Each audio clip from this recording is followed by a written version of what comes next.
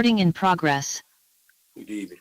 Good evening to all members of council and to the public. I'm Councillor Doug Solomon, and I will be chairing the meeting this evening as the mayor has had hip surgery late last week, and he asked that I chair this meeting. No doubt the last meeting that I ever chair of municipal council. But I am pleased to report that the surgery was a great success, and the mayor is actually present on the call this evening.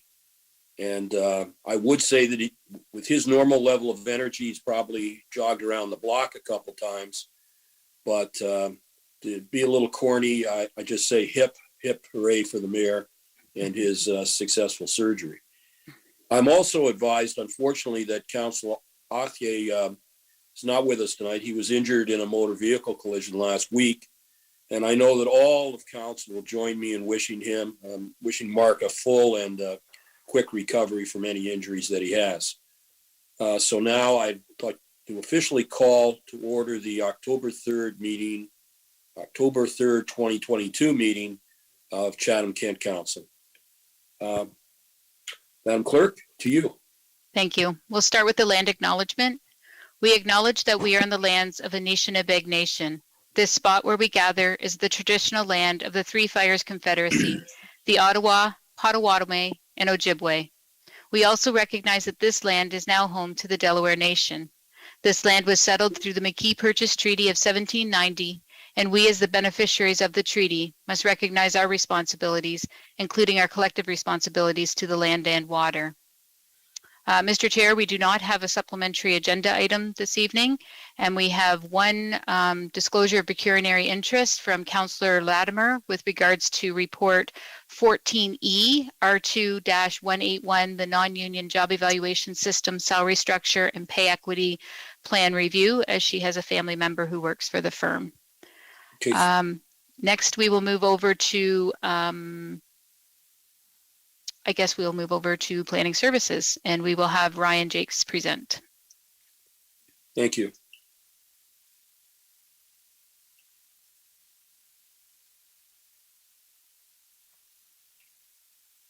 Ryan? Thank you, Mr. Chair. This is Ryan Jakes, Director of Planning Services for Chatham-Kent. The process to be followed for each application will be as follows. 1. The clerk will announce each individual planning item. 2. The clerk will advise if any written submissions have been received regarding a planning item. If so, the clerk will read the written submissions that have been received. 3. For any items where a written submission is received, administration will proceed with the presentation.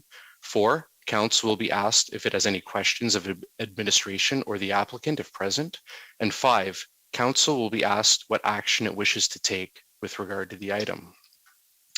Notice, if any person or public body that files an appeal of a decision of council in respect of the proposed applications does not make a submission to the municipal clerk of the municipality before the proposal is approved, they are not entitled to appeal a decision to the Ontario Land Tribunal if otherwise eligible, unless in the opinion of the tribunal, there are reasonable grounds to add the person or public body as party to the appeal. Information on council's action tonight will be posted on the municipal website. All persons who have made a request or who have made a submission regarding a particular planning item will receive a notice of council's decision, including appeal procedures.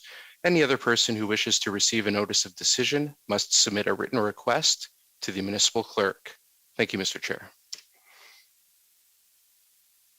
And we'll move on to 10A, applications for consent and zoning bylaw amendment, Jeffrey Jack, 17655 Erio Road, Community of Harwich, South Kent.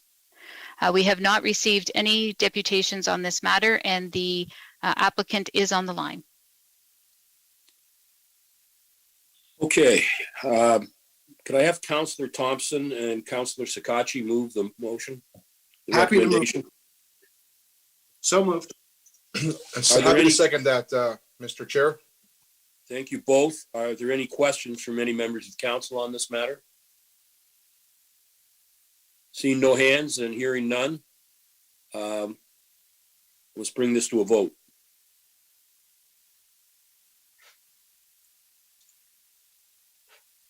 Oops. Madam Clerk, oh, mine disappeared before I could vote. Mine Okay, disappeared twice. Okay, 1 second, please, and we'll restart.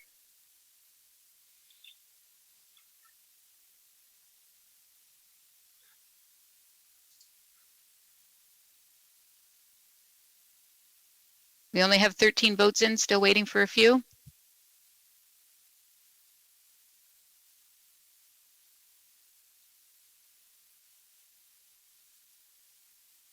Okay, all votes are in. Motion passes 16-0.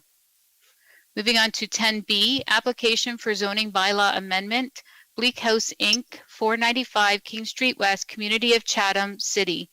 Mr. Chair, we have 10 deputations that were received, and therefore the clerk's office will read them now.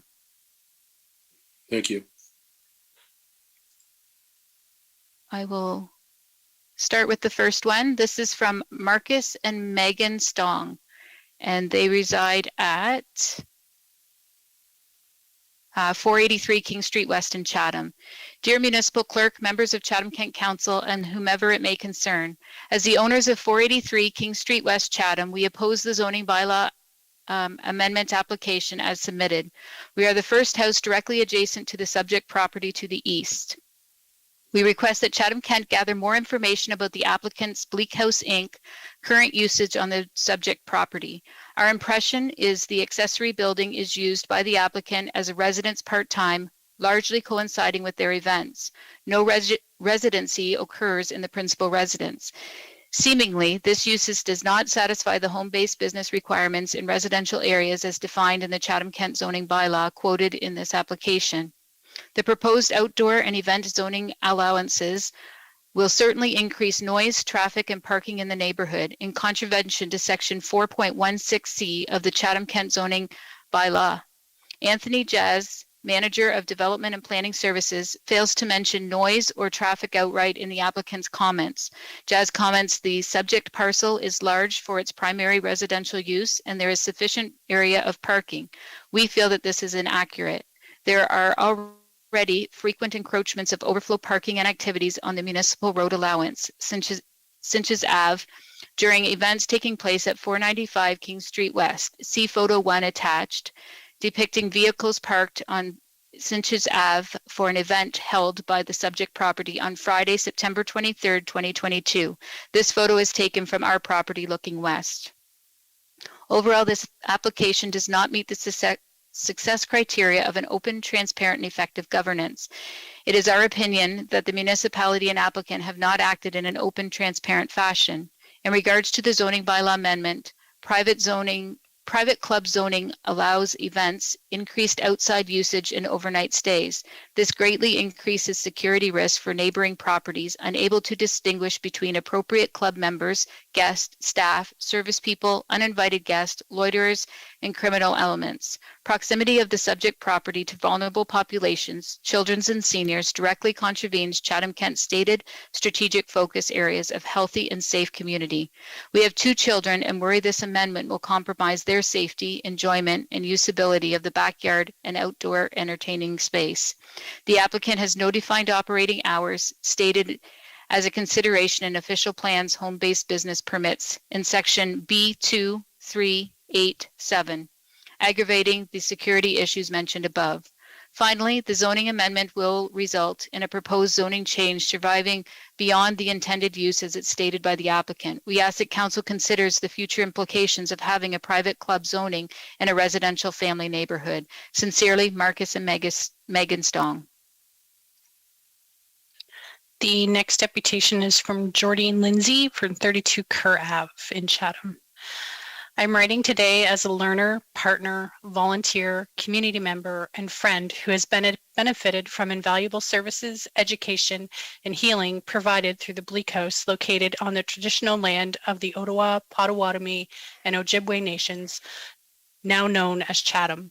On this land, I have participated in collaborative planning meetings, learned from Indigenous training, healed through ceremony and letting go practices, and shared meals with friends. I am blessed to know and work alongside Skenaw Family Learning Center, Women's Equity Business, and 7 Generations Indigenous Cultural Friendship Center. The dedicated and passionate people leading these organizations continue to teach me what truth and reconciliation means for our community. It is difficult to put into words the true magnitude and meaning of the work happening through the Indigenous Hub. The following quote by Robin Wall Kimmer from her novel Braiding Sweetgrass provides a small glimpse into what this change would mean for our community. In the face of such loss, one thing our people could not surrender was the meaning of land. In the settler mind, land was property, real estate, capital, or natural resources. But to our people, it is everything. Identity, the connection to our ancestors, the home of our unhuman kinfolk, our pharmacy, our library, the source of all that sustained us. Our lands were where our responsibility to the world was enacted, sacred ground. It belonged to itself. It was a gift, not a commodity, so it should never be bought or sold. There are meanings people took with them when they were forced from their ancient homelands to new places. Whether it was their homeland or new land forced upon them, land held in common gave people strength. It gave them something to fight for. To say that this land, the Bleak House facility, and the services provided through the Indigenous Hub have a positive impact on my life would be an understatement. The work happening at the Indigenous Hub has fundamentally changed the way I see the world, understand humanity, and show up in my work and life. As beneficiaries of the McKee Purchase Treaty of 1790, we have shared responsibility to protect and care for the land, water, plants, animals, and the peoples of the Three Fires Confederacy.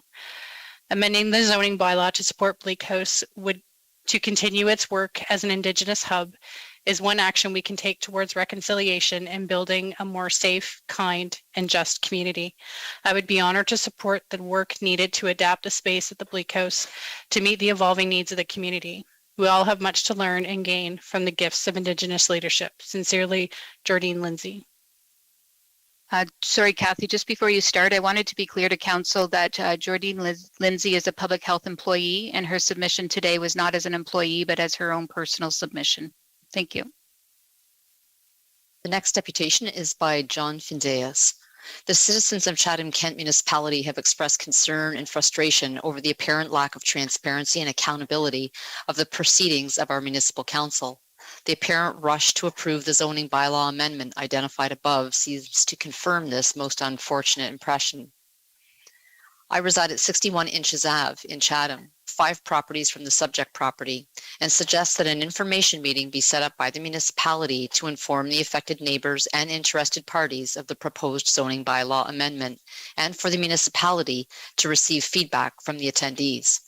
This meeting should be held prior to the potential approval of the proposed zoning bylaw change for the specified property at 495 King Street West. I have reviewed the recommendation and brief from the Manager, Development Planning Services and have the following concerns. Number 1, the community gathering/event use being conducted on, not from, the subject lands does not specify the average and maximum number of people expected or permitted to attend any of the Bleak House Inc. events. Number 2, the issue of parking spaces. The submission states that there is sufficient area for parking. The actual number of parking spaces available on the property for any guests and the maximum number of guests expected for any event are extremely important and are not specified. This raises the specter that overflow cars of guests will need to park on the one side of Inches Avenue, where parking is permitted, since there is no parking allowed on King Street, or on the adjacent parking lot at Riverview Gardens, as that lot is for employees only and not available for the general public. With the current Liberal policy of Chatham-Kent municipality allowing unlimited on-street parking at all times, there are precious few parking spaces available on Inches Avenue at the best of times. Number 3, with respect to the official plan, the current application by Bleak House Inc., in my opinion, is already in violation of the following points. B.2.3.8.4, there being no outdoor storage of goods, materials, or products. For several weeks past, there have been 2 very large teepees, estimated height at 8 to 10 meters, erected on the lot. One of these teepees was taken down 2 or 3 days ago. These teepees are clearly visible off the property. These structures also violate Section 4.16, Home Occupations, subsection B. Such home occupation is clearly secondary to the main residential use and does not change the residential character of the dwelling or lot in any manner visible off the property. With regard to the above, I have one additional observation. With respect to the large teepee currently on the subject property, I am not sure if the Bleak House Inc. owners are aware that the teepee is a form of shelter used almost exclusively by the Indigenous peoples of the Western Plains, and definitely not used by the Indigenous peoples of this area. Anyone interested can visit an excellent example of the communal long house used by the Indigenous people of this area in nearby London, Ontario. I look forward to an information meeting scheduled by the municipality to review the issues related to granting a zoning bylaw change for the property located at 495 King Street West. With kindest regards, John Findeas. The next deputation is from Maureen Geddes in support of the proposed zoning bylaw amendment. As a neighbor near to 495 King Street West, Chatham, I am writing in full support of the zoning bylaw amendment to allow private club zoning. Owners Ken Wright and Faith Hale have hosted many peaceful, educational, professional events, often related to urban Indigenous peoples in the truth of reconciliation. They have put great care, love, and investment into their historic heritage home, also known as the Bleak House. As co-facilitator of what has become the Majimidi Ojibwe for We Come Together Indigenous Network here in Chatham-Kent over the past 2.5 years, I have been honored to participate in many of these events. The Majimidi Indigenous Network, which began as a social planning and action table with the United Way of Chatham-Kent, came together at the Bleak House to form their terms of reference and has been privileged to meet there again when we meet in person. It is a beautiful location to serve as a professional hub or club for organizations. The Bleak House is peaceful and serene, ideally suited close to downtown, and yet a place of natural beauty with many trees overlooking the Thames River. The events and meetings I have personally attended, as well as all I have witnessed as I walk by on my daily walks, have been calm, safe, and peaceful, occasionally full of laughter. As a neighbor, I encourage you to allow Ken and Faith to continue in their work. I believe it to be a safe environment for neighbors and community. In fact, in her role as the executive director of Skana Family Learning Centers, Faith is a steadfast community leader and advocate for early childhood education and healthy children and families. I have heard positive comments from the seniors next door who are pleased to see the care and attention to the grounds visible from upper floors of Riverview Gardens. The neighborhood is safer, healthier, and more beautiful with the presence of Faith and Ken and coming together in community that they embody. Approving the zoning bylaw amendment application is a healthy step forward for this neighborhood and also a positive step forward for Indigenous reconciliation in Chatham-Kent. Sincerely, Maureen Geddes, 97 Robertson Ave, Chatham. The next deputation is from Wendy Fairbairn from 12 Indian Creek Road West. I am writing with regards to the zoning bylaw amendment put forward for 495 King Street West in Chatham by Ken Wright. I had the pleasure of meeting Faith and Ken when they bought the Bleak House next door to my family home at the time. Faith and Ken came over, introduced themselves, and explained their vision for what they intended for the property. Over the next year, I watched as they completed an extensive renovation of the house, carriage house, and property, preserving the integrity of the historical contents, at the same time updating outdated systems. They did an extensive renovation, and the house and property now stand as a wonderful example of Victorian architecture that the City of Chatham can be proud of. Faith and Ken were fabulous neighbors as well. They always informed me and invited me to attend any and all of the events and seminars they hosted. They did attend a few events that were well researched, organized, and attended. I found these events to be very informative, educational, and always presented in a calm, healing environment, enhanced and surrounded by nature. Faith and Ken loved to share their Indigenous culture with anyone who would like to learn and do it in a warm and relaxed and informative way. We have no hesitation in endorsing and recommending any project that Faith and Ken are involved with, as I have seen what they do and how they do it. I truly believe their projects are very valuable and an incredible asset to our community. Wendy Fairbairn, 12 Indian Creek Road West. This next deputation is by Barbara Pallas, the Chief Executive Officer of the United Way of Chatham-Kent. The Board of Directors of United Way of Chatham-Kent support the creation of an Indigenous hub where Indigenous-led organizations are able to co-locate and work towards moving our community forward in its reconciliation journey. This work is an important part of meaningful steps in this journey. A review of allowable uses and definitions within the current zoning structure using a reconciliation lens is an important task for the municipality moving forward to ensure that undue systemic barriers are recognized and fully palace.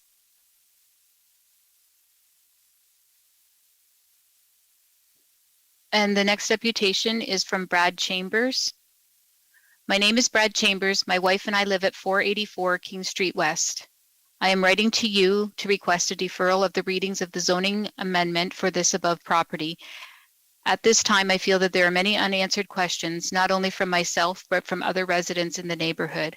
At present, we lack an understanding of the true purpose of the zoning change and the impacts those changes will have on surrounding properties now and in the future.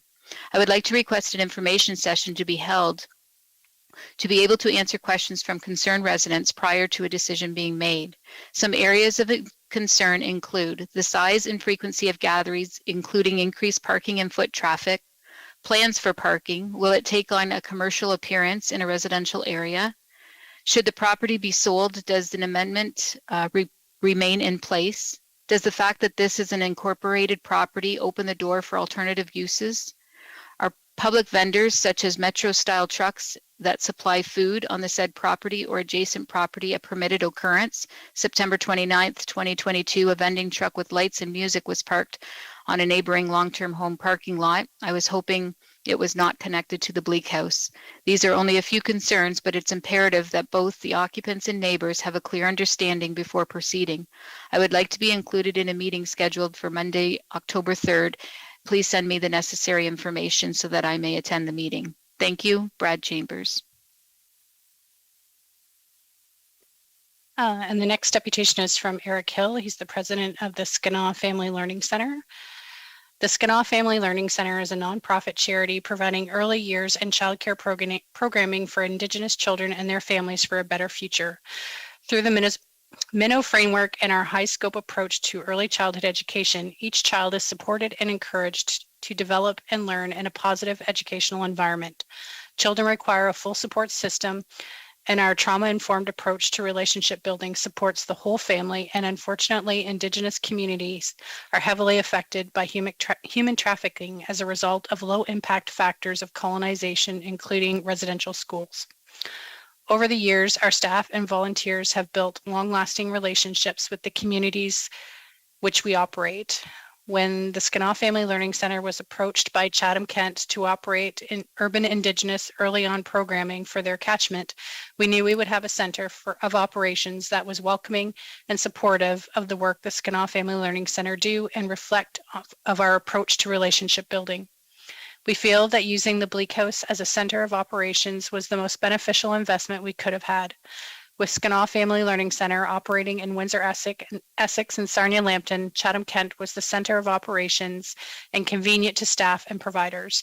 Additionally, Chatham-Kent further invested with Skanew Family Learning Center by funding the building with 2 childcare sites, one at 25 8th Street in Chatham and another at 1531 Dufferin Avenue in Walsburg. Skanew Family Learning Center feels that the convenient and supportive atmosphere of the Bleak House and the ability of our cultural teachings and practices has benefited not just the Skanew Family Learning Center and the Bleak House, but Chatham-Kent as a whole. I feel it is appropriate that this letter is dated on this date of truth and reconciliation as we move towards greater understanding and actions can support our words and intents. We look forward to many more years of cooperative and supportive relationships that were reflective of our many teachings and our traditional ways of knowing and beginning. Sincerely, Eric Hill, President, Skanew Family Learning Center.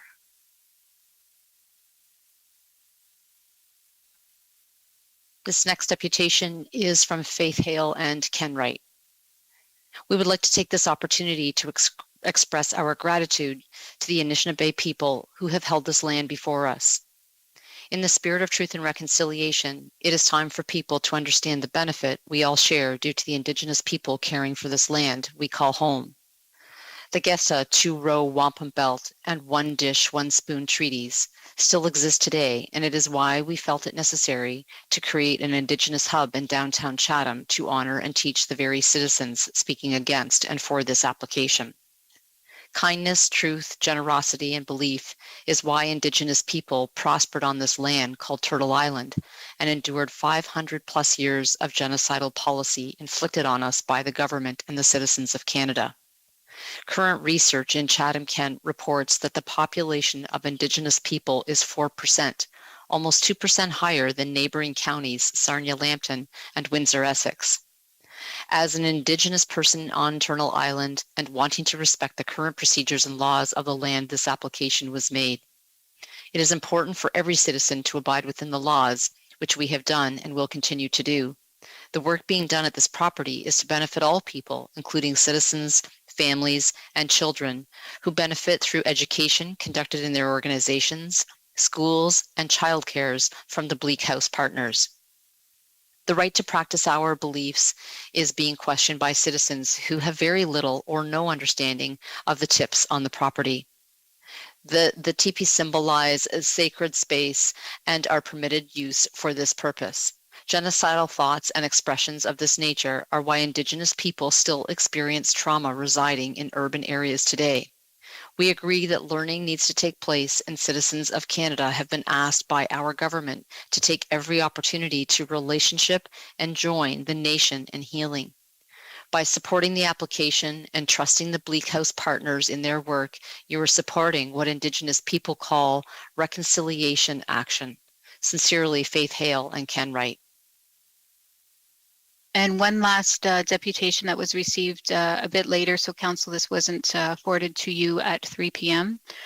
This one is, my name is David G. Wilson. I am a traditional knowledge keeper and owner of Manus Maikana Indigenous Education and Training. Manus Maikana is an Indigenous-owned and led Chatham-Kent business. The programming we facilitate provides the corporate sector with certificate programs to generate allyship in equity, diversion, and inclusion. As an Indigenous Chatham-Kent business owner, I have had the privilege to facilitate my workshops at Bleak House Indigenous Hub. The generosity of Bleak House owners has launched my business and given me, my clientele, the opportunity to experience Indigenous culture firsthand in the traditional territory of Anishinaabe. I have facilitated workshops at Bleak House Indigenous Hub for Chatham-Kent Police Force, Diversity and Equity and Inclusion Municipal Team of Chatham-Kent, with upcoming workshops hosting Children's Treatment Center and Employment and Social Services Municipal Team of Chatham-Kent. But these are but only a few of the professional appreciating to Bleak House. We are excited for the participants to experience an authentic teepee as our classroom to share ceremonies and teachings. Bleak House is the backbone of Indigenous inclusion and equity in Chatham-Kent, a place where my culture is safe to practice our beliefs and ceremonies without persecution. The environment is professional and elegant. The gardens are calming with the Thames River flowing by with its healing waters, and the old growth trees standing a testament of the ages. The house is warm and welcoming with the sun shining through the original stained glass, inviting all who attend our workshops an exceptional experience.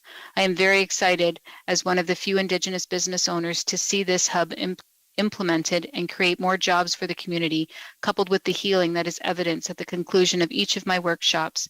I see this being a great opportunity for Chatham-Kent to uphold their commitment to truth and reconciliation.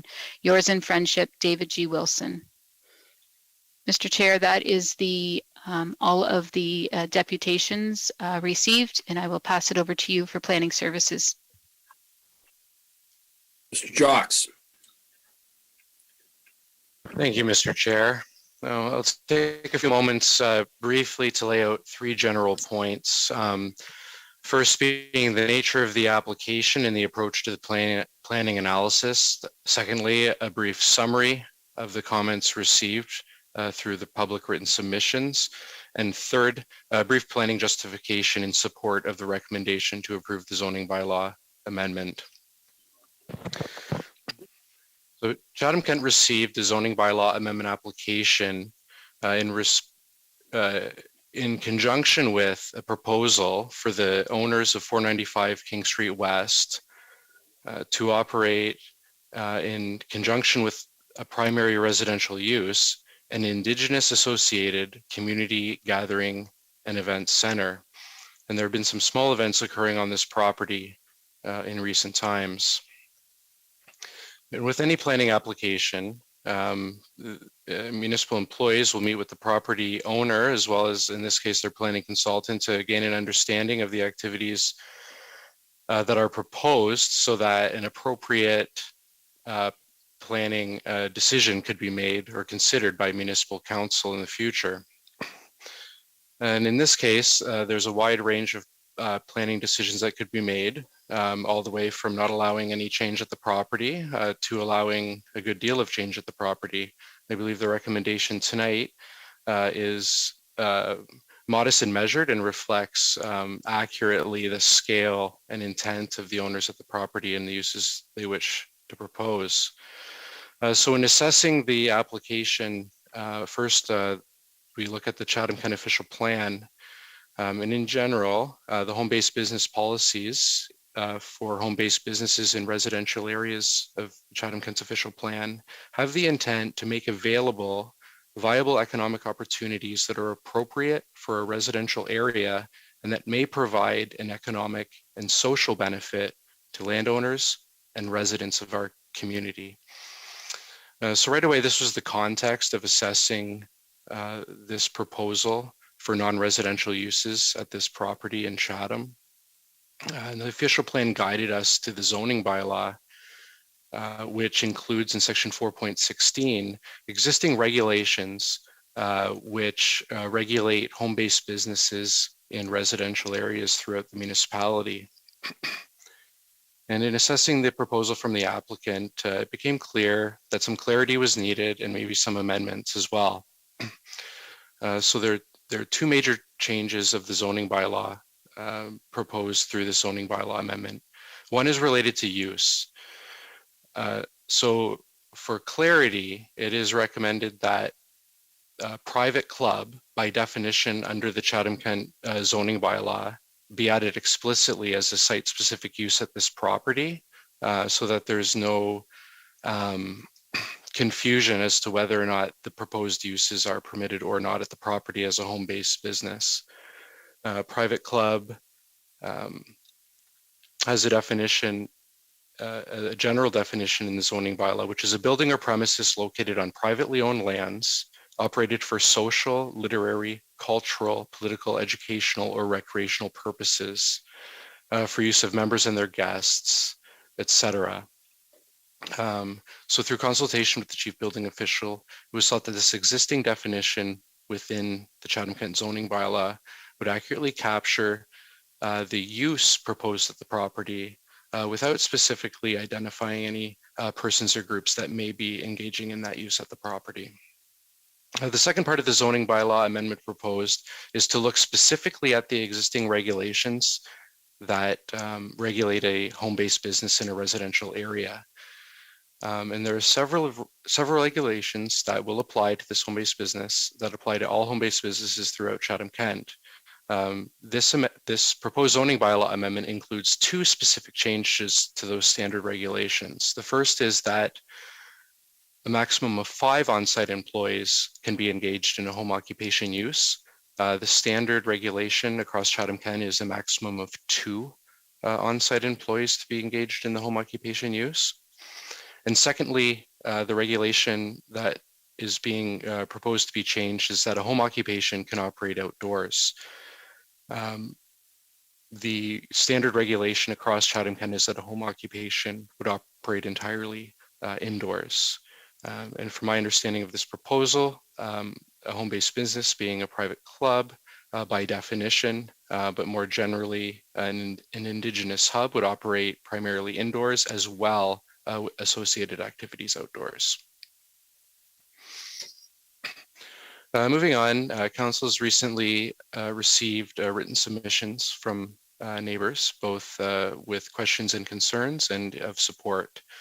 In general, the concerns raised are increased noise, traffic, and parking in the neighborhood, impact on the proposed or the existing residential character of the property and surrounding area, that the proposed zoning opens up to uncertain, unmeasurable changes to the neighborhood in the future, that outdoor functions can increase the likelihood of nuisance concerns for neighboring property owners. certain neighbors propose that further public engagement be required for residents in the neighborhood to better understand the proposal, and that this proposal extends beyond the intent of a bylaw for home occupation use. I can touch on these briefly and be happy to answer any questions of council in the future. With regard to traffic and parking, I just like to point out that this was seriously considered by Chatham-Kent Planning Services. Traffic and parking in particular are an existing concern in the neighborhood and are managed over time appropriately by Chatham-Kent. By and large, the biggest parking generator in this neighborhood is Riverview Gardens, which is located right next door. Riverview Gardens has an employee parking lot as well as public parking on Robertson Avenue.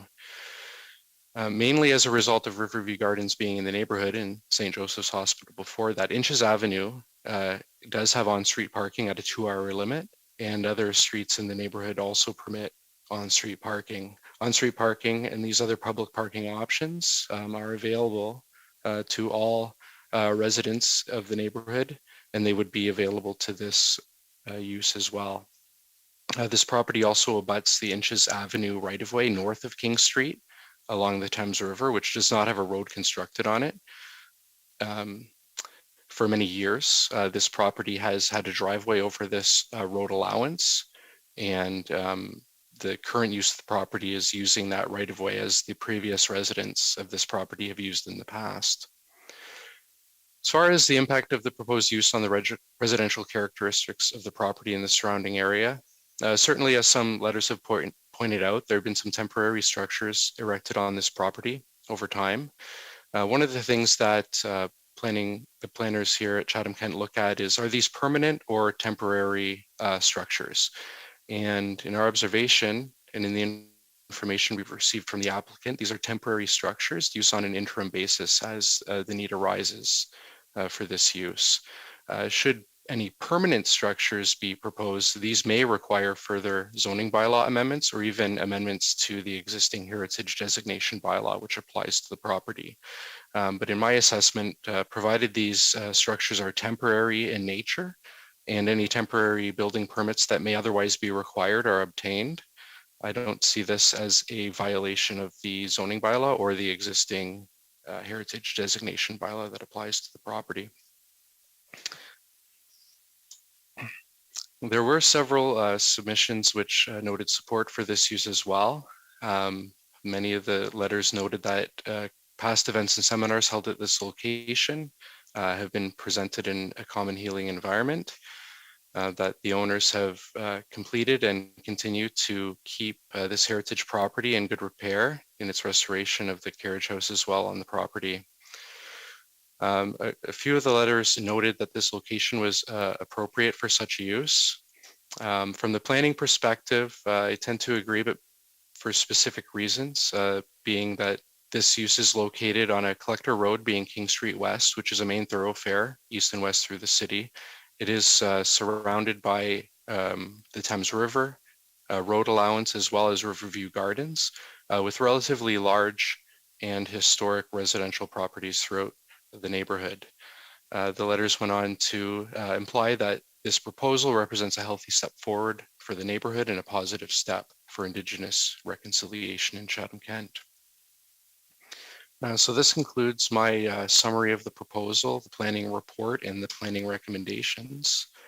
Therefore, it is recommended that zoning bylaw amendment application file D14 C4722B to rezone a portion of the lands known as 495 King Street West in Lot 68, Plan 244 in the community of Chatham from residential low density second to a site-specific low density second zone to recognize a private club as a home occupation and implement the following regulations for this use, being number 1, a maximum of 5 on-site employees be engaged in the home occupation, including those residing on the premises, and 2, a home occupation may operate outdoors, be approved, and the implementing zoning be adopted. Thank you, Mr. Chair.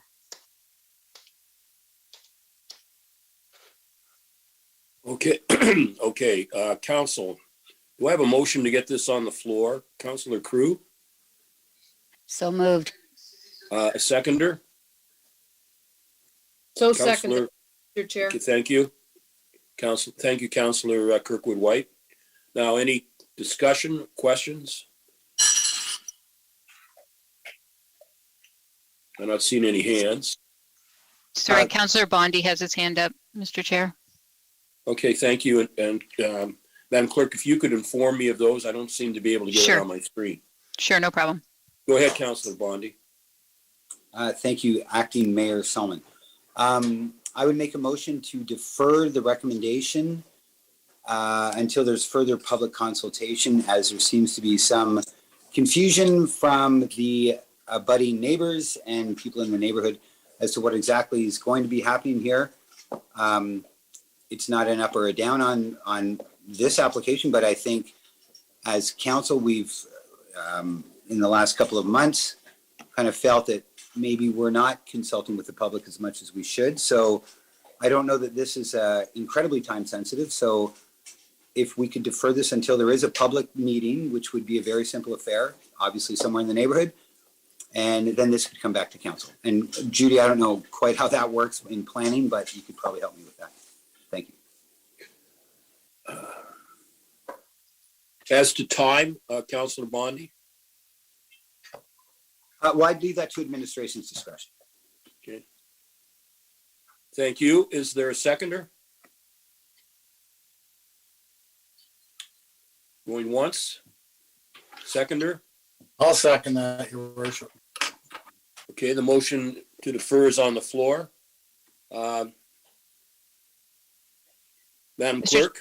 Yes, Mr. Chair, we'll just need a couple seconds here for Meredith to get that motion up on the screen for council. So it is a motion to refer the report back to administration for public consultation. I'm not sure if Ryan needs to speak from a planning perspective about notice, et cetera.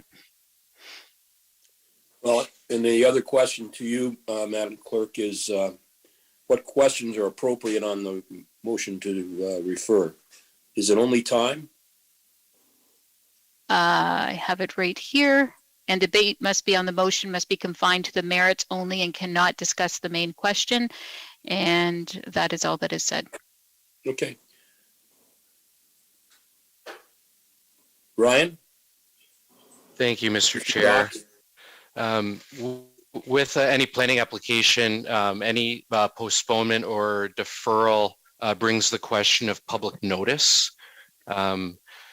I would ask, Mr. Chair, if the applicant could be asked if they felt public consultation could occur so that this application could come back to the November 28th meeting of council. If that was the case, I would recommend that council, should they choose to postpone, include the language that the application be postponed to November 28th and that no further public notice be required. Thank you. Well, where shall I start? Councillor Bondi, are you content with the suggestion made by Mr. Jocks with respect to time? That's why I had asked it before. Yes, I am. Thank you. Okay.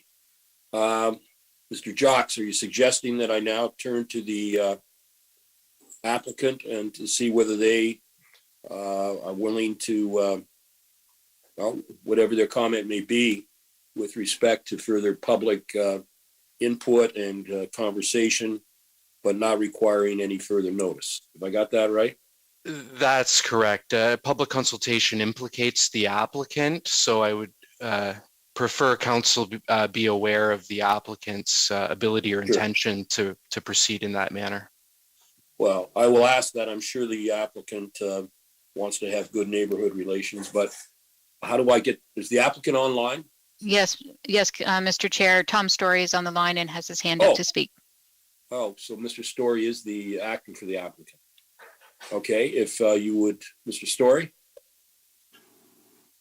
Thank you, Acting Mayor Solomon. To begin, we are strongly opposed to the deferral. This project has been considered. The application was made some time ago. And we've had substantial discussion with the planning department and the building department I'm not sure how many people have been through to tour, but I should point out that the Strongs, for instance, who were the first one, the first deputation you heard, have been through a tour. And as well, the applicant, Faith Hale, has spoken to them and heard their concerns and tried to explain to them what their long-term plans were and what was going to happen. So I think it's a little disingenuous for the Strongs to request more information when they've been fully informed and have been through the building. This project also is so positive on many levels. I can't see why you would wait to approve it, frankly. I've rarely been involved with one that I thought so highly of, as you are aware, because many of these show up on your doorstep of former houses that are had their day, so to speak, as being a primary residence and a credit to the municipality, are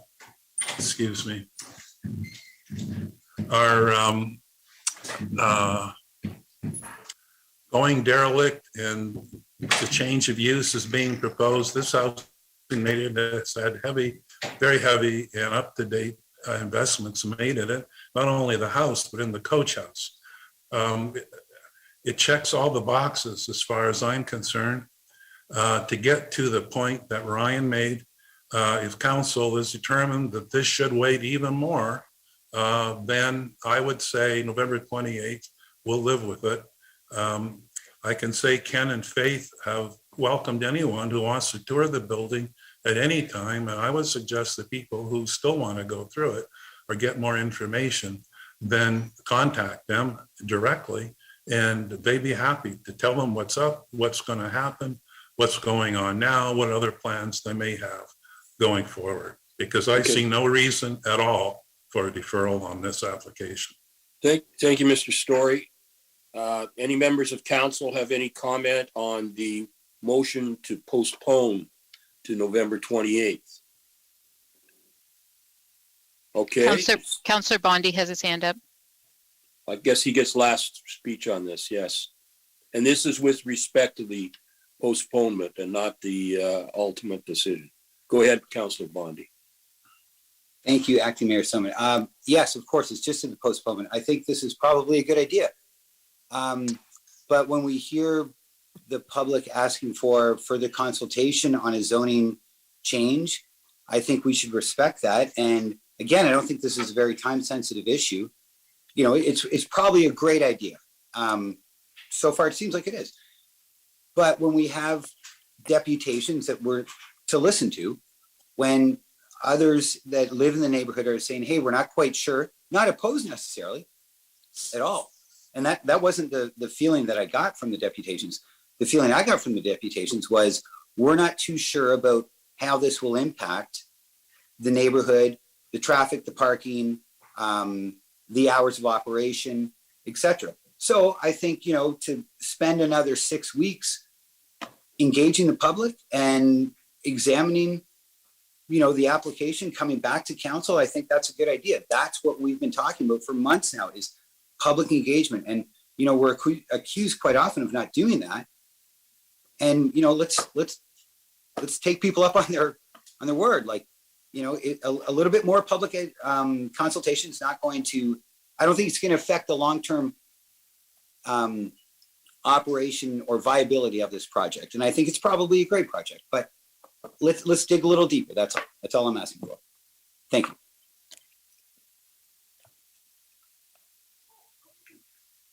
Okay, I see that Councillor McGregor's hand is up also. Councillor B. McGregor, I trust. Thank you. Through the chair, I did try and get my hand up earlier. When Councillor Bondi says it's probably a good project, I would say it is a good project. And I know one of the things that I've heard through my time on council is that often individuals are frustrated with the amount of time it takes to grind through the bureaucracy and get good projects to fruition. And deferring this is only adding to that challenge. And we've heard from the deputations tonight the good work that's already gone on there and that will go on there. And we all know from a planning perspective that it fits what can be done and what should be done in that property, and seeing the recommendations from planning. So there's no reason to defer this tonight. So we should vote on this tonight and get going with this great project in Chatham-Kent. Okay, are we content now that we can move to a vote on the? One more question, Councillor Hall. Okay, go ahead, Councillor Hall. Thank you, Mr. Chair. I just The like to issue of echo. postponement. Yeah. Yes, I'd just like to echo Councillor McGregor's comments. I think we should move forward with this great project this evening. You know, I know we heard some deputations tonight, but it was only a couple days ago that it was Orange Shirt Day and National Truth and Reconciliation Day, and we heard some great comments and feedback there as well. And that was only just a few days ago. So I think Faith and Ken said it in their deputation that about moving forward with reconciliation in action, and I think that this is an opportunity to do that this evening. I think we heard the justification from Mr. Jocks in the planning department, so I think it's important for us to not defer this and to vote in favor of it this evening. Thank you. Okay, no other hands? No. Well, let's put this matter to the postponement proposal to a vote then.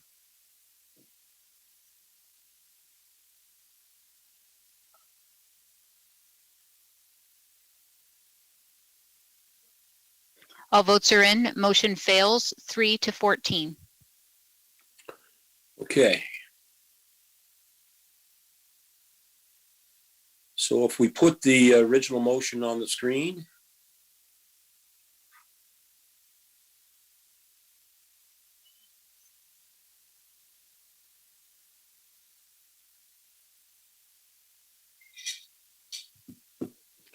And then we'll get that up, Mr. Chair, and we have Councillor Harrigan with her hand up.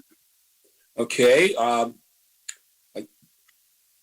I'll invite Councillor Harrigan to speak, and I hope what we will do with this motion, haven't already heard arguments in favor of it, although part of a postponement motion, I would trust we won't be repeating those arguments. So go ahead, Councillor Harrigan. I know you'll do well. Thank you, Acting Mayor Chair Solomon. I just wanted to briefly make comments about the positive impact that this can have with Indigenous peoples across Chatham-Kent and in neighboring nations. I also wanted to note that the United Nations Declaration on the Rights of Indigenous People does have an Article 11 noting that Indigenous peoples have the right to practice and revitalize their cultural traditions and customs. This includes the right to maintain, protect, and develop the past, present, and future manifestations of their cultures, such as archaeological and historical sites, artifacts, designs, ceremonies, technologies, and visual and performing arts and literature.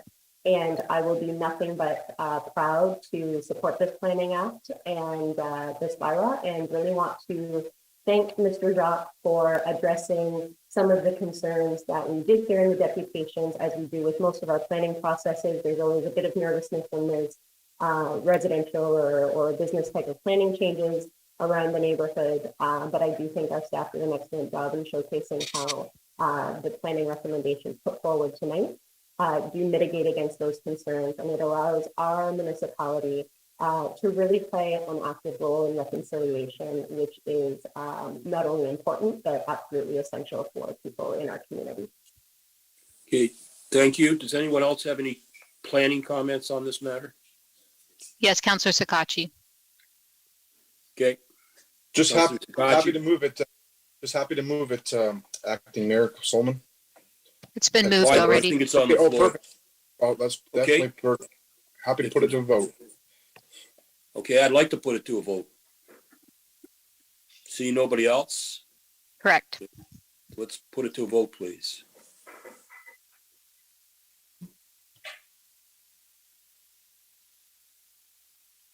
All votes are in. Motion passes 16-1. Okay. Moving on to item 10C, application for draft plan of subdivision 507822 Ontario Inc., 200 Queen Street North, Community of Tilbury, West Kent. I have not received any deputations on the matter. Okay, seeing that, Councillor Harrigan, would you be prepared to move this? Yes, I would, Mr. Chair. Happy to move. And I see Councillor Arthier is not here to do that, but Councillor Latimer, would you assist your neighboring councillor? So seconded. Thank you. Any questions or comments that anyone has? Can we put it to a vote then, Madam Clerk?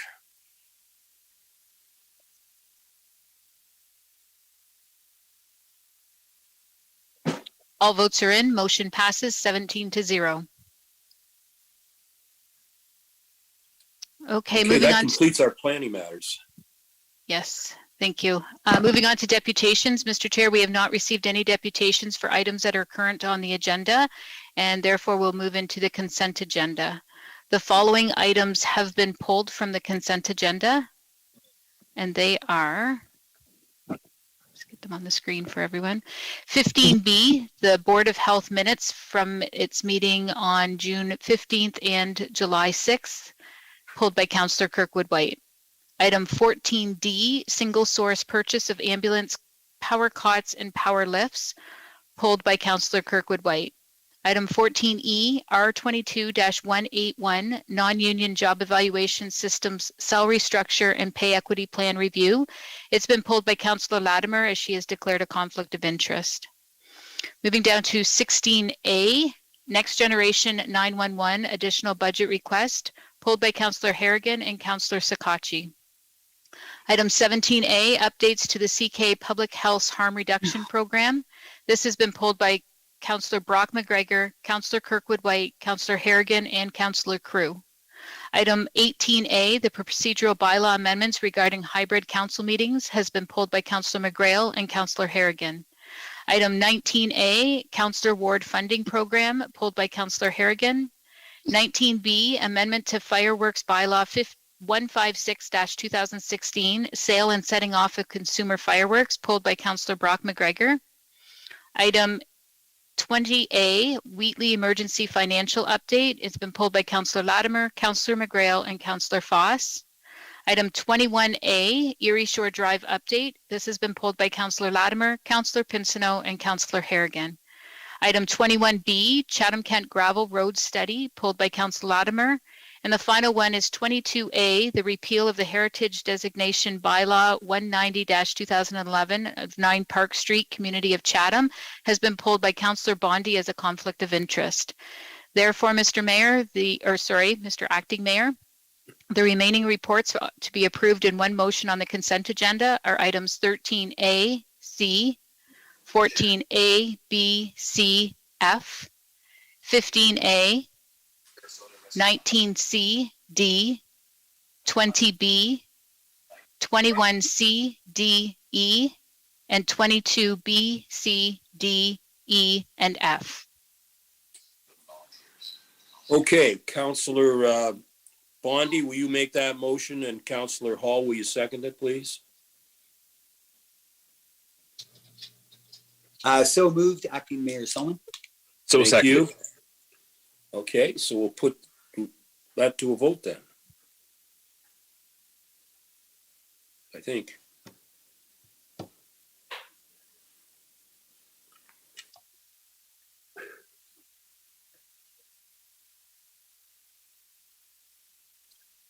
All votes are in. Motion passes 16-0. Recording stopped.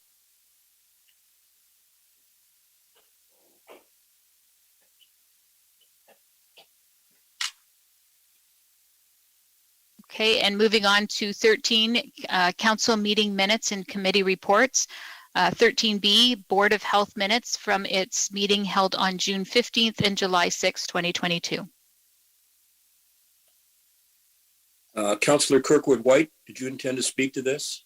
I do. Thank you, Mr. Chair. I was told today that it's Customer Service Week. During this term of council, I've had the honor of serving on the Board of Health, and I wanted an opportunity to commend Lisa Powers for the great job that she has done on taking and transcribing the minutes of the meetings.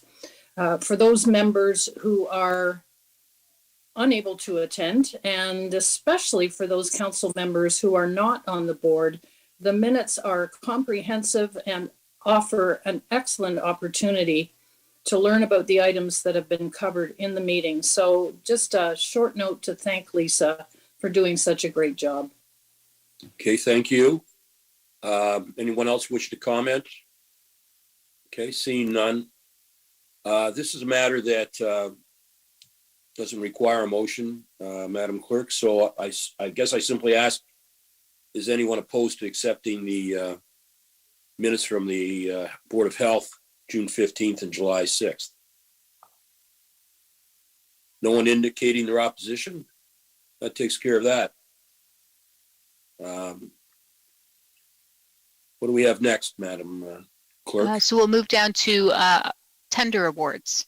14D, single source purchase of ambulance power cots and power lifts. Councillor Kirkwood-White, you wanted to speak to this one? I do, and it really has little to do with the actual recommendation. Council members are given a big, thick binder at budget time. And in that binder is a section on reserve funds. As it's very difficult to recall how much is in each of the reserve funds at any given time, I'm asking if it would be possible, when submitting reports to council like this one, to note the balance in the reserve fund if the specific recommendation is approved. And I'd like to ask that of Gord. Okay, Mr. Quinton? Thanks, Mr. Acting Chair. So yes, that could be a change that we make in these reserve reports to make sure that the balance after these transactions go through are also reported to council. And just to let you know the status of the ambulance equipment lifecycle reserve, as reported last week's council, when we reported the 2021 financial statements, it had a value about 1.1 million in it. There's 116,000 used in this report, and also on tonight's agenda, report 19C also removes an additional 102,000 from that. So there's about 900,000, approximately 900,000 remaining in the ambulance equipment lifecycle reserve. And just one other point I'd like to make, just to explain to the public how equipment works and how we're funded by the province. We buy the equipment and then it's amortized over its useful life, and the province pays their 50% each year of that over that useful life, and we contribute our portion to that reserve over its useful life, so that at the end of the 5 years from now, or whenever the end of the useful life of for example, these striker power loads, for example, and cots, that the money has been replaced by both the provincial and the local property tax share, to have the money in place for the next time we need to replace the cots. So, thank you. Thank you for that explanation. Very much. Okay, Councillor Kirkwood-White, are you now prepared to move this motion? Yes. And do I have a seconder? Councillor Finn? Happy to second. Okay, thank you. Any further questions or discussion on this matter? If not, let's put it to a vote.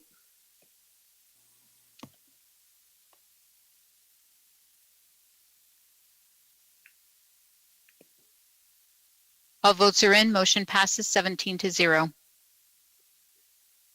Okay, Moving on to, go ahead. 14E, R22-181 Non-Union Job Evaluation System, Salary Structure and Pay Equity Plan Review. Okay, this is only on our agenda right now because of a conflict of interest, so we simply need a motion from a councillor. Councillor Pinsonneau, would you move that? Are you there? Apparently not. Yes, I'm here. There he I'll is. move. Okay. You moved it, and Councillor Foss, would you second this? Yes, Acting Mayor Solomon, I'll second that. Thank you very much. I don't suppose there's any discussion on it. Seeing none, let's put it to a vote.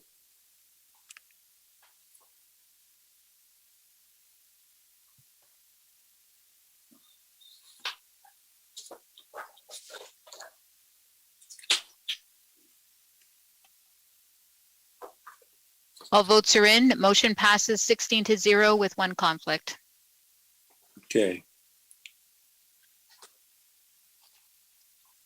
Moving down to police services, 16A, Next Generation 911 additional budget request.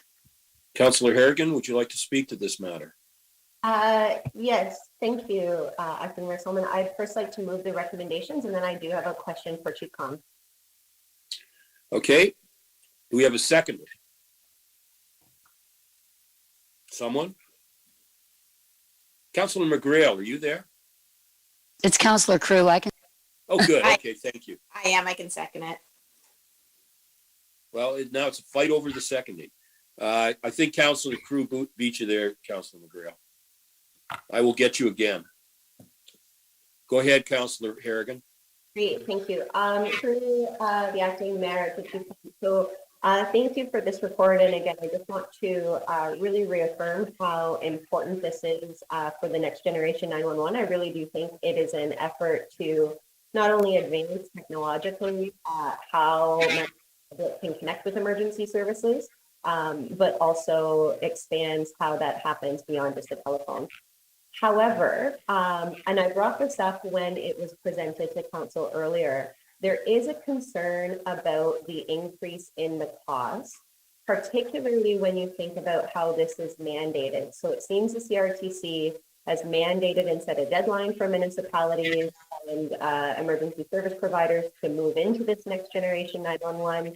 The costs are increasing. We see $750,000 almost of increased costs here. So the question that I have is there any effort through the municipality or through the Association of Chiefs of Police to, provide some lobbying or to showcase to higher levels of government the concern around bearing this cost for municipalities and municipal taxpayers?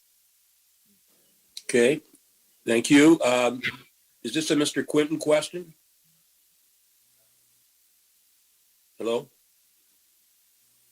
Who from administration wants to respond to Councillor Harrigan's question? I'll respond to it, Acting Mayor. Oh, there's. Good to see you, Chief. Good evening, members of council, and thank you for the question, Councillor Harrigan. Through you, Acting Mayor Solomon, excellent question. I can confirm that, yes, the Ontario Association of Police, Ontario Association of Chiefs of Police have been advocating for some time in regards to funding surrounding this project. And I believe it was April of this year, through the Ministry of the Solicitor General, the Ontario government did announce that they would be investing $208 million over the next 3 years in order to offset some of the costs associated to this project and specifically Next Generation 911. Now, having said that, there are 108 PSAPs throughout the province of Ontario. So that is a significant amount of primary service answering points throughout Ontario. And in addition to that, we have not received any specifics surrounding an allocation of said funding. So for example, a funding plan. How is this $208 million going to be dispersed throughout all 108 PSAPs in Ontario? So I hope that answered your question. I don't know if AMO, I can't speak on behalf of the AMO, but I can certainly speak in regards to the Ontario Association of Chiefs of Police. Thank you, Chief Khan. Councillor Harrigan, you still have the floor. Is this, did that answer your question? Thank you very much, Chief Khan. Happy to hear that. No further questions. Thank you. Anyone else? Any other member of council have any questions? Okay, seeing none, this motion has been moved and seconded. Let's put it to vote. Sorry, Councillor Sakachi, did you have your hand Oh, up? I'm sorry. Okay. Yes, I did. Actually, Acting Mayor Solomon, I did provide a number 6 if earlier this afternoon, if the mover and seconder could do a friendly amendment. I just wanted to put that council direct the mayor and the administration to engage with AMO and lobby the provincial government to increase funding to assist in the continued next generation 911 implementation and downloading that is causing significant constraints on the budget.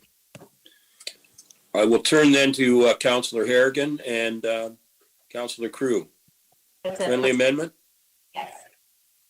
Okay. Agreed. Now, anything else from anyone, or shall we put it to vote? I see no. Just one final comment about the amendment. Sorry, I just think it's very important when we hear conversations all the time when we talk about amalgamation and the challenges that we see now. That how much effect that downloading, especially costs like this that Councillor Harrigan just referred to, the challenges that it puts on municipalities like Chatham-Kent. So I think it's really important to continue to do our diligence to advocate and engage with AMO to look at securing more fundings for these types of projects. Thank you. Okay, very well done. Now, can we put it to vote? I see no further questions. Good. Then let's do it. There we go.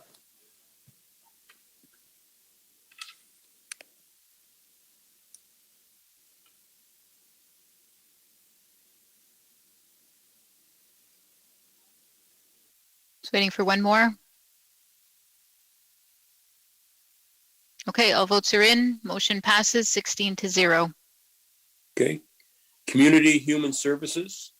17A, updates to Chatham-Kent Public Health's harm reduction program. Thank you. Councillor McGregor. Thank you to the chair. Speak to this? Yeah. Yes, thanks. Really appreciate seeing this report come back. I understand, how difficult it's been in public health in the past few years, and how strained people working in public health are to really not only deal with COVID related issues, but to keep doing the really important work that they've been doing for a very long time. And it's no surprise to anyone that harm reduction is really important in our community. It's good to see we're taking some steps. And great to see this update. I did have one question, and it was just on the timeline for the development of the strategy. So I know we've got this great plan to go in the community and do lots of consultation with people with lived experience and service providers. When would the next to administration, when would the next council expect to see some information back about that process and the outcomes?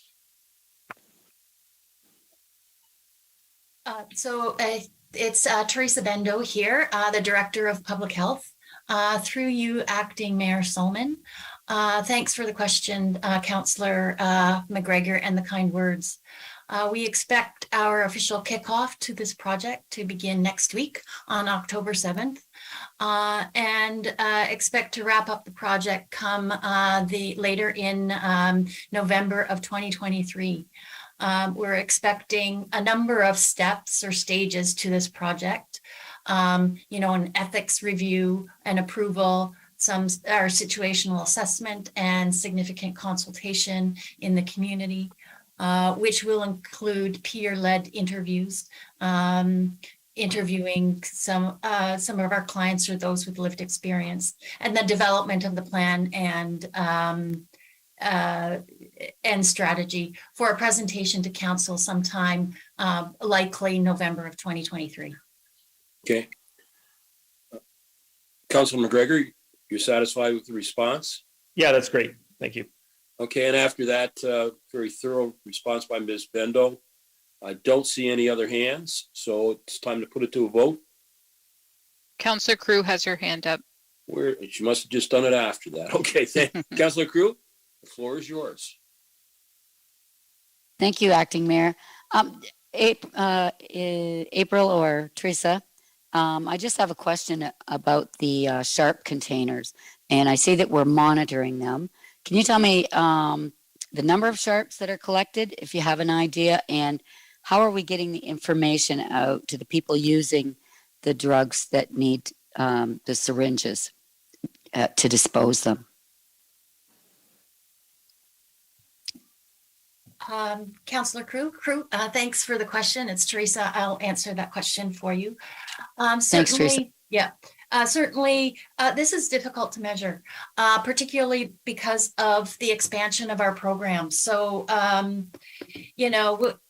clients can drop off used needles at any local pharmacy, at any of our depots, in our yellow boxes. So that's a little difficult for us to count. Okay. What I can say, though, is that we do have regular pickups by the disposal company, and we do recognize that needles are found in the community, and we continue to work with our clients with the peer-to-peer program and our municipal colleagues to look at ways to encourage the return of used needles. So certainly, I do have kudos to our peer-to-peer program that is a pilot project that we're doing with Rock Missions, who encourages giving back used supplies, and certainly positive pathways, when they also deliver to our depots, have a program to encourage folks to return. Okay, thank you. And the second question I have, we've used up approximately 30 grand of the 110,000, I believe, that was set aside for the drug strategy. Is this going to be an adequate amount of money for, I lost the name of the company, but is it going to be an adequate amount of money to get this work done? Yes, certainly. The successful bid was well within budget. I think once we get to an ongoing the ongoing costs of the disposal contract after 2023, that will certainly be a budget pressure, but we'll look at how we do our best to mitigate that. Okay, thank you. And just when you said that, the disposal company, would they be keeping track of not numbers, but perhaps weight of what they collect? I'm not sure if they do that, but can explore that with them, certainly. Sure. All right, thank you. Thank you. Okay, I see no further hands. So now maybe we're ready to put this to vote. Madam Clerk? Sorry, actually, it's just an information report, so no need for... Oh, we don't need to do that. Right. Is anyone opposed to receiving this for information? Okay, hearing nor seeing anyone opposed. Next item. So corporate services, 18A, Yes. procedural bylaw amendments regarding hybrid council meetings. Councilor McGrail, I promised to get back to you. Would you like to speak to this matter? Sure. Do you want me to put it on the floor first? Please do. Okay, I will put that motion forward. Seconder, Councilor Harrigan? Yes, happy to second. Thank you. Thank you. Okay, thank you, Acting Mayor Solomon. I guess my questions are, as I was reviewing this, Judy, so right now, as this motion stands, within the new bylaw, we don't have any set parameters of what allows council to be present or remote. Is that correct? That's correct. We did not include that in the parameters. We felt that council could make their decisions if they were sick, if they were attending a conference, if they were on vacation. We didn't limit the numbers. We thought that we would let this go with no parameters, and if there was a time when we needed to review, or if a counselor wanted to change those parameters throughout the year or term, they could do that through a notice of motion, but we thought we would try with no parameters at this time. Okay. In reviewing this motion, did we look at any other communities around us that are doing hybrid meetings, and if they have implemented any parameters, or are they kind of going the same way that we have? So we did, thank you, Mr. Acting Mayor. We did connect with some of our surrounding municipalities, and I did reach out to my city clerk group that we have, and it really varies.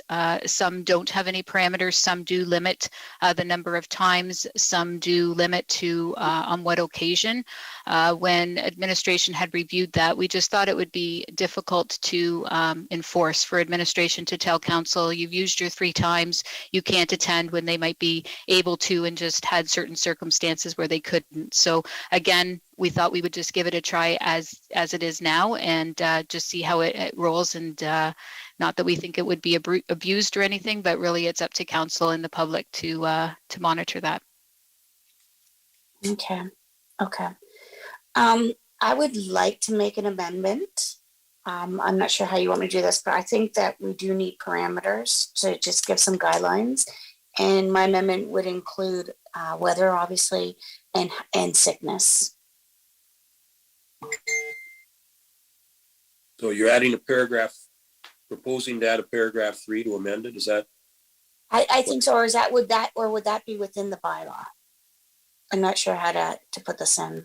So thank you, Mr. Acting Mayor. So it's not currently in the bylaw nor the procedures that would be, it's not currently there. Of course, if that was council's direction, we're happy to add that. So I think that because there's a motion on the floor, we could take Councillor McGrail's motion as an amendment, unless it was a friendly amendment, and vote on that. And then if it passes or fails, we could vote on the main motion as amended, and we could outline those parameters in the amendment. Well, since Councillor McGrail was the mover, I suspect that she thinks it's friendly. And that only leaves Councillor Harrigan to determine whether, as seconder, whether she thinks it's friendly. Councillor Harrigan? I wonder if Councillor McGrail is also open to adding a way on council duties and a way for family emergencies. For example, if our next council has a parent of a sick child and they stay at home to care for that, for the family matters. I think at that point it would be friendly, although I would I would say that it's friendly to be put on the floor, and I'm interested to hear other councillor perspectives. Okay, and I'm okay with Councillor Harrington. Well, you've heard that, Madam Clerk. So I guess that would be amended to add a paragraph 3 containing those words. Okay, so to be clear, it is for council duties, weather permitting, illness, and there was family emergencies, I think was the last one. And I would maybe call it family emergencies and responsibilities. Okay. We will get that on the screen as the discussion continues. Okay. Councillor McGrail, if you completed your discussion. I have, thank you. Okay, Councillor Harrigan. Thank you. The only follow-up question I had to the clerk was around, there was a reference that technology is still being evaluated. Based on the process, it seems like existing technology or even a telephone is something that would be manageable if councillors are going to be attending virtually. Is that something that staff are considering, or are you thinking of something more techy that would require like an RFP of sorts? Thank you, Mr. Acting Mayor. At this point, we will be using the equipment that we currently have. So what we're looking is when we resume back into council chambers, we would be anyone present utilizing the microphones as we did before, so that we could be transparent and open to the public by being able to post those motions on the floor that evening. If there were 1 or 2 councillors that might call in, contributing to the meeting through a hybrid style, we would ask for their vote verbally and enter that into the system and then put the motion up on the screen. We'll see how that goes. We've been working closely with ITT, and if there is something that we need to do in order to be more technically inclined, it would be something that we would look at with our ITT team and bring it back to council if there were any costs. But at this point, we hope to use the equipment that we have. Again, we know that Zoom meetings work. We've been using them for the past 2 years. And if it was a weather situation, that's why it's written in the policy where the clerk can make the determination. And it may just be that we are contributing to the meeting through Zoom, and we will record that and post that as we do these meetings here. So at this point, we just wanted to mention that we are keeping our options open for technology.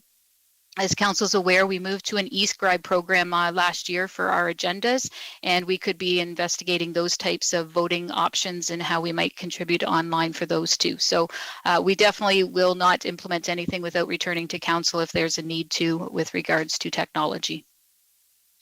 Okay, anything else, Councillor Harrigan? No, just a quick thank you to the clerk's office. I know that this was sent back to you quite quickly based on the council feedback. I think that hybrid meetings do introduce an element of equity to the ability of an individual to participate on council. So that is all.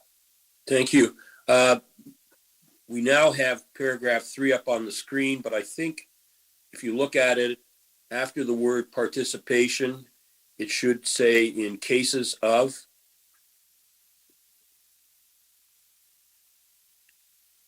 Cases of, there we go.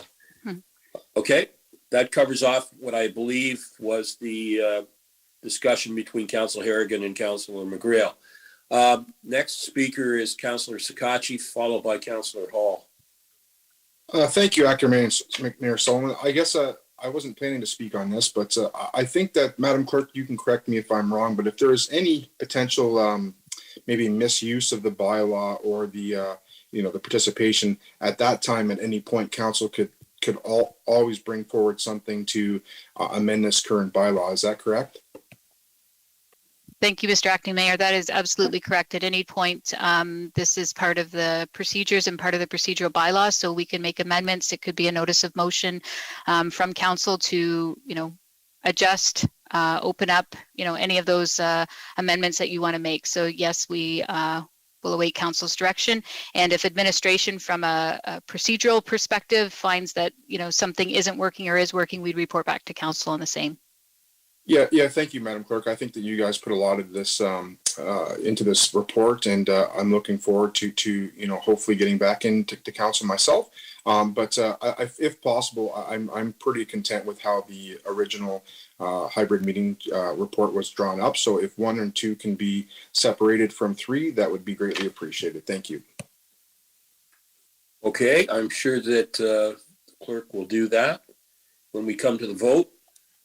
Councillor Hall, you have the floor. Thank you, Mr. Chair. Just a quick question for clarification to Judy. You may have answered this, but just to clarify, in the report, in the section number, it talks about the 24-hour notice before a meeting, and it kind of says when possible to inform the clerk 24 hours in advance. Can you just speak to that a bit, Judy? Obviously, when it comes to the weather, that obviously comes up and could get bad right away when we need to travel to a meeting. But can you just, speak to that a bit, please? Sure. Thank you, Mr. Acting Mayor. We put that in there just for preparation. I think all of you know the type of Mondays that the clerk's office has in prepping for these meetings. We just would like as much notice as possible. We considered using the 3 p.m. similar to deputations, but just when everything's happening and closed session starts at 4, we needed a little more prep time just to be prepared for technology and making sure things are up and ready. So of course it's when able. If it's a weather condition, it's probably going to be for all of us. Previously, a few years ago, pre-COVID, we used to just cancel the meeting under weather. Now it could be an email from the clerk saying we anticipate there's a storm or there is a storm. We will be conducting our council meeting from home, and we'll be able to do a Zoom call just as we normally do. So 24 hours is just a guideline, and just trying to give the clerk's office as much time to prep for these hybrid meetings as we don't know what they'll all entail.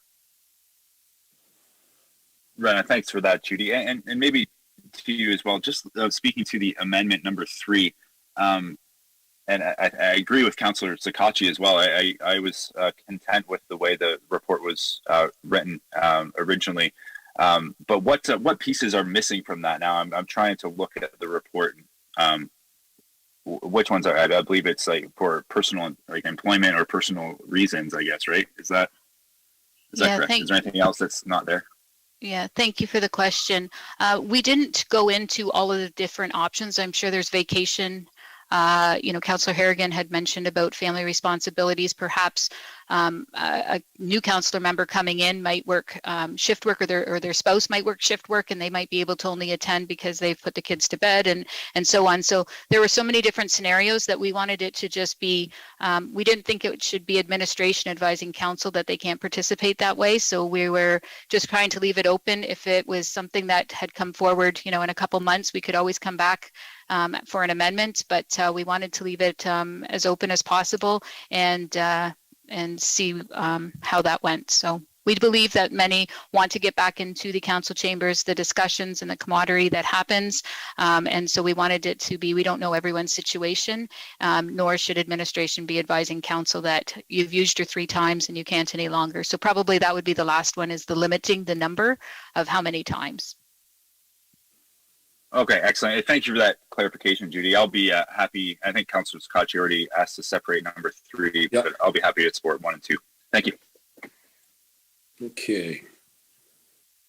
I see no further hands. So if we could proceed with the vote, with the separation of the questions. Yes, so the first vote will be for recommendations 1 and 2.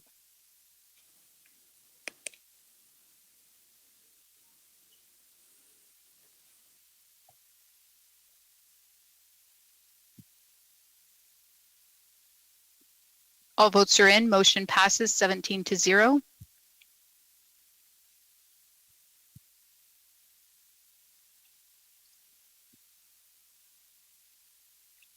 And the last one for recommendation 3.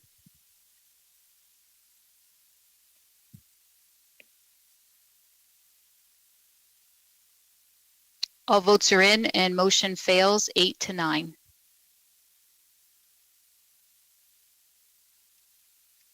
Okay. The next item is Chief Administrative Office. 19A, Councillor Ward Funding Program. Councillor Harrigan, you wish to speak to this? Yes, and first I want to say that I think that this is really exciting that we are able to think about community support agreements, both in a broader sense of investing in infrastructure and initiatives for social recreational programs all across CK, but also through this program to also think about some of the, what I would call micro or kind of corner of the community initiatives that are important to local wards and councillors. When I was reviewing the program though and the policy, I didn't see much detail on procedure in terms of timing, eligibility. It did just mention that there was some staff support or processes. And so I believe Ms. Wilcox is on. And Amy, is this something that councillors would be spending their $25,000 all in one big project or 2 big projects, or is it supposed to supplement small initiatives? Is there any parameters around?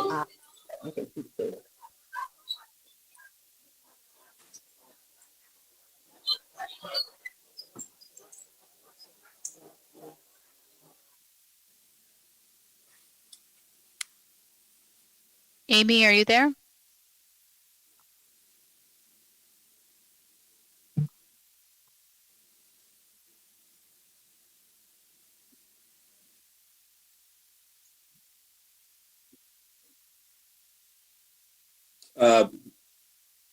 Madam Clerk, it doesn't appear that she's there either on the phone or by video. No, maybe Michael could answer the question.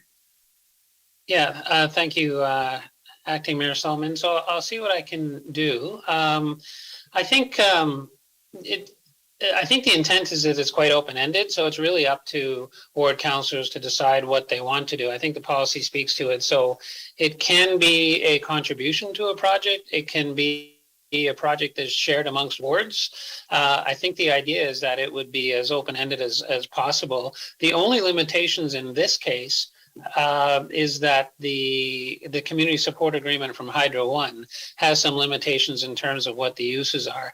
But I should point out that if at any point we were to have additional community support money from other arrangements, which are quite common these days, then in that case, whatever the requirements or restrictions are in place there would also apply to those funds. So it kind of depends on where the funds are coming from. I can tell you that there are other municipalities that have the ward fund program, and it's a great way to allow for a broader dispersion of funds. As many of you know, local groups don't necessarily follow the same funding process that we do. And they often get frustrated when we say to them, you know what, you just missed the budget approval, and so we can't help you this year. You're going to have to do it again next year. This allows for a little bit more flexibility, and I dare say makes us seem somewhat less bureaucratic in terms of being able to help local groups out who have some initiatives. So it's a bit more of a recognition for local needs as opposed to the broader budget process. So I hope I've answered your question, Councillor. Yeah, thank you. And maybe I would say even swayed me from deferring it or putting a motion forward to defer it. I will say that I'm very supportive of this initiative. I've had many conversations, particularly in Ward 1, around active transportation, translation sidewalks, where just the sidewalk that is desperately needed by members of the community is so far down the list that, frankly, the kids will be grown up by the time the people who want the sidewalk get the sidewalk. So I want to be sure that something like that, which some people would consider like nuts and bolts infrastructure, does that fall under the community support agreement because of its connection to active transportation, trails, and paths? If I can, Acting Mayor Solomon, I think it does. Because it does fall squarely under recreation. I think that's certainly one of the intentions of acting transportation. But I will tell you this, the beauty is that if we ever have any questions about whether or not it falls squarely within the intentions of the funder, we can always ask them. We would interpret it pretty broadly, and I think that's the intent. However, if we're not certain, we can always ask them. I think it certainly does support recreation. And if that's something that a particular ward wants to contribute to, hopefully in partnership with others, whether it's a service club or a BIA, that's the best thing to do, I think, is to leverage these dollars. But I think in that case, I would argue that it definitely falls under recreation. Oh, okay, fabulous. While I have the floor, Acting Mayor, I'll move the recommendations that are in front of us. Thank you for entertaining my questions to our CIO. Thank you. Okay, thank you. A seconder? Council? Councillor or Acting Mayor Solomon, it's Councillor Latimer. I would second it, but I do have a question for. Well, let's get it on the floor. You've seconded it. And now, Sure. if you'd like to speak to the matter, go ahead. Thank you. Through the Acting Mayor Solomon, I wondered if you could tell the public how this differs from the Together CK grants, and whether or not it would it be perceived as being redundant or in addition, and how we would work and how we would work together with these two funds. Thank you, Mr. Mayor. Acting Mayor, it's Amy Wilcox. Are you able to hear me? That is sorry for that. Wilcox responding, in case you're wondering. Thank you. Go ahead. So thank you, Councillor Latimer, for your question. I think CAO Duman had mentioned during his answer very eloquently about the difference between Together CK, as those that are on the call and in the public are listening. The event portion of Together CK is open right now. There are a lot of our volunteer groups who might not be ready to apply for a grant or know that they are going to be needing to seek for municipal grants. So where the two of these work in tandem is for those that are aware of a program for 2023, they can apply now. And then those who identify a need for an event or community project after we've gone through the budget process, they can then still come forward to their individual ward councillors and ask for assistance. So for me, that's the biggest difference between the two, although they're very complementary programs. Okay, we have Thank you. Thank you. A series of other participants. Councillor McGregor, Brock McGregor, followed by Mayor Caniff and Councillor Kirkwood White. Thank you through the chair. I think that a program like this has some potential, absolutely, and I hope that the next council will make sure that they're following up and looking at the measured outcomes.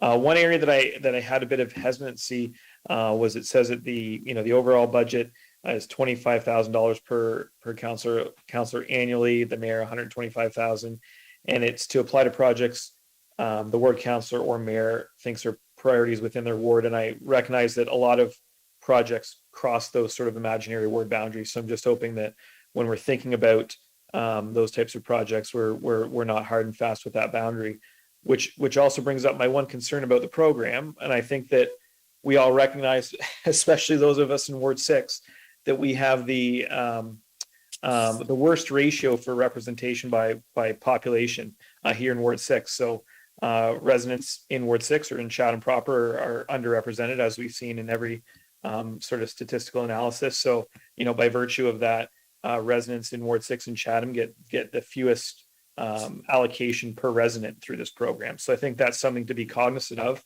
when we're looking at the way projects are distributed and how this program is evaluated moving forward. Okay. Thank you, Councillor McGregor. Mayor Caniff, the floor is yours. Thank you, Acting Mayor. Just wanted to, my hand went up originally when Councillor Harrigan had some questions. The whole program is kept rather vague to allow for a lot of flexibility between wards for matching, for if they can get grants elsewhere as well to supplement it, to get it to where it needs to be. So it's meant to be really flexible. And in working with Hydro One, they want us to see out and see things happen in the community. And as we work forward, I think there's a ton of flexibility here. It opens up huge opportunities, for matching opportunities. And whether a councillor wants to do what it's designed to be very flexible to allow for the needs right across Chatham-Kent. So I just want to add that in there as far as the flexibility goes. Thanks. Okay, thank you. Councillor Kirkwood White, the floor is yours. Thank you very much, Acting Mayor. I wasn't going to speak to this, but in reviewing the governing rules and regulations in the partnership development document that was in the package, it clearly states that the fund may be used for the benefit of capital assets owned by the municipality of Chatham-Kent or which will become owned by the municipality under a legal agreement. And I also had some initial concerns relative to the Together CK Fund and the role of the volunteers that work on that committee and whether we are going to be jeopardizing some of the work that they are doing and getting ourselves into a little bit of a mess. If we stick to the 5.1 in the governing rules and the capital assets must be owned by the municipality, that means that we will not be giving funds to nonprofit organizations, service clubs, or other groups that would typically apply to the Together CK Fund. Am I reading this correctly? Would the CAO like to respond to that, or would it be Ms. Wilcox? It's Michael Dubin. I don't know enough about the Together CK Fund to be able to speak to the differences, so I'd probably have to refer to Ms. Wilcox or to Mr. Taylor, perhaps, or somebody else who understands the details of that fund better than I do at this point. Okay. Ms. Wilcox? Thank you. Thank you, Acting Mayor. So I will be deferring to Dave Taylor, our legal counsel, as he assisted me in the development of this policy. Lawyers always get the hot potato. Mr. Taylor. Thank you, Mr. Chair. So Councillor, certainly under the current configuration here, the intention was for the policy to only apply to capital assets that will be owned by the municipality, whether that's developed with a community group or directly by the municipality if it was approved by a ward councillor. This really reflects what we're tending to see in a lot of requests from community groups is that they might build an asset. When I'm going to throw, a pickleball court or something like that as an example, but they're looking for the municipality to take on long-term maintenance on it. And in that way, we also have opportunity to preserve the asset kind of on a go-forward basis, right? The municipality becomes the owner, really in trust kind of for the community, but can ensure that no matter what happens with that community group in the future, the asset remains for the benefit of the community, the recreation and cultural purposes that it was originally intended for. So that was the rationale behind it. I would say from the funding agreement with Hydro One that that wasn't a specific clause that they required. That was just the rationale behind this particular program. And so there would be maybe more flexibility should council wish to, so long as we're within that funding bucket that the Hydro One agreement provided, which is for cultural and recreational purposes, that council could choose to move forward with a bit of a different configuration on this policy. But that was the rationale that we had here, more about getting assets that will be preserved through municipal ownership for the long-term benefit of citizens.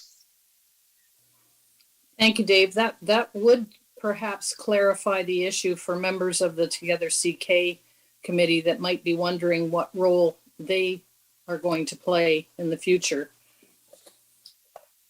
Okay. Anything else, Councillor White, Kirkwood White? Not at this time, thank you. Okay, so I'll just check. Any other hands? Seeing none, let's put it to vote.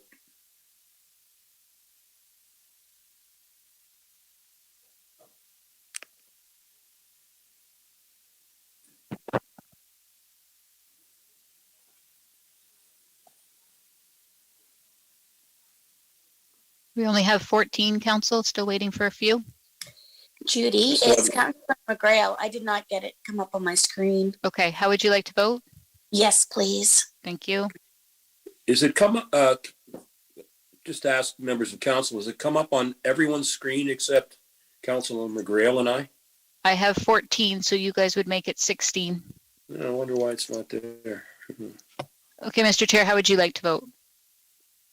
Trying to get it up on the screen still. Yes. Thank you. All votes are in. Motion passes 16-0. Moving on to 19B, Amendment to Fireworks Bylaw number 156-2016, Sale and Setting Off of Consumer Fireworks. Councillor McGregor, you've asked for this to come forward. Would you like to speak to it? Yeah, so thank you through the chair. Appreciate this coming back so quickly. Obviously, it's pretty time sensitive with Diwali this year being on the 24th. Just wanted to confirm that this is put in on a date, October 24th, 2022, respecting that the next through the process of public engagement to identify other cultural events that might be relevant, that something like Diwali with a moving date could still be included once we go through that process. Is that correct? Okay, who can respond to that? Yeah. Acting Mayor Solomon, would you like me to respond to that, sir?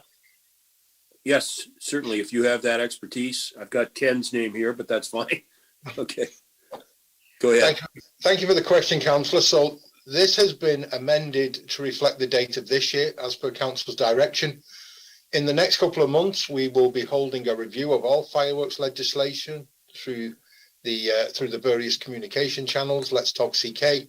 And I would encourage the community and the public to respond to those questions, because we find that fireworks is quite a topic of conversation. Everyone's got an opinion, and I think it's important that everyone be heard. The results of that feedback will be brought to council, and then a decision will be made regarding the permanent changing of the dates or within any aspects of the bylaw. I hope that helps, sir. Thank Councilor you. McGregor, go ahead. Thank you. Yes, it does. And since we have Chief Case here, I just wanted to give you an opportunity maybe to comment on some specifics around safety, understanding that we don't maybe talk about fireworks all that often around the council table. So if you can maybe give comment on what people should be thinking about when they're looking to celebrate and engage in this way. Thank you, Councillor. Through you, Acting Mr. Mayor. I'd be delighted to do that. I appreciate the opportunity. We always remind people that fireworks are explosives, and when you're going to utilize explosives in a celebration, always follow the instructions that are on the fireworks. Always make sure that your fireworks are suitable for the area that you've got. So have a look around your neighbour's property. Make sure there's nothing there that could be affected. Always consider the noise so that you don't cause too much concern for members of the public. But ultimately, we would suggest that people don't store them in their homes and are very cautious in transport. So overall, touch wood, we haven't had a huge number of accidents over the past few years with fireworks. The danger is always there, and we look for the community's assistance in making sure that all of these events can be done safely, and look after your neighbours and your pets as well. Thank you, sir. Okay. Thank you, Chief Case. I don't know who we could get better to speak about explosives than you from your background. Thank you very much. Okay, Councillor McGregor, would you move this motion? So moved. Do I have a seconder? Councillor Crew, are you there? So seconded. Well, Yes. Councillor Kirkwood White. Oh. That was she beat you, Councillor Crew. Okay, any other discussion? Anyone with a hand up want to discuss this? Seeing none, let's put it to a vote.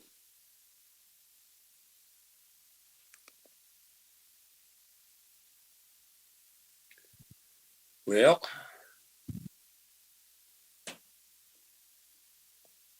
is there anyone, is it Councillor McGrail and I again who don't have the, or is it just me this time? Just you. Oh. If you click a button while the screen's up or going up, it would freeze you out of it. So potentially maybe just because you're chairing and going from screen to screen that may be happening to you. Yeah. So we have 14. We are still waiting for a couple. Mr. Chair, how would you like to vote? Mine is in favor of the motion. Thank you. It's Councillor Hall as well. I vote yes. It didn't pop up for me. My vote's yes. Thank you. Okay. All votes are in. Motion passes 16-0. Okay. Our next item is finance, budget, information, technology, transformation, and it's the Wheatley Emergency Financial Update. And I'm going to start with Councillor Latimer because I understand she has a proposed minor change to the recommendations. Am I right in that, Councillor Latimer? Yes, thank you, Acting Mayor Solomon. And you've submitted this in advance to administration, Correct. I understand. Correct. And I'm sure they thank you for that. Okay, would you like to read your proposed change, or is it on the screen already? Actually, it is on the screen. What I did was I made one change amendment, and I added number 5. So first go to number 2. It basically says the same thing, but the sentence ends at "be considered in the overall 2022 operating variance." I do not in any way want this money taken out of the bridge life cycle reserve. And number 5, I have submitted mayor and administration re-engage with MPP Trevor Jones and provincial staff on the importance of the province taking financial responsibility for the Wheatley emergency instead of burdening local taxpayers or impacting local services. Okay. So do we have all that, Scott?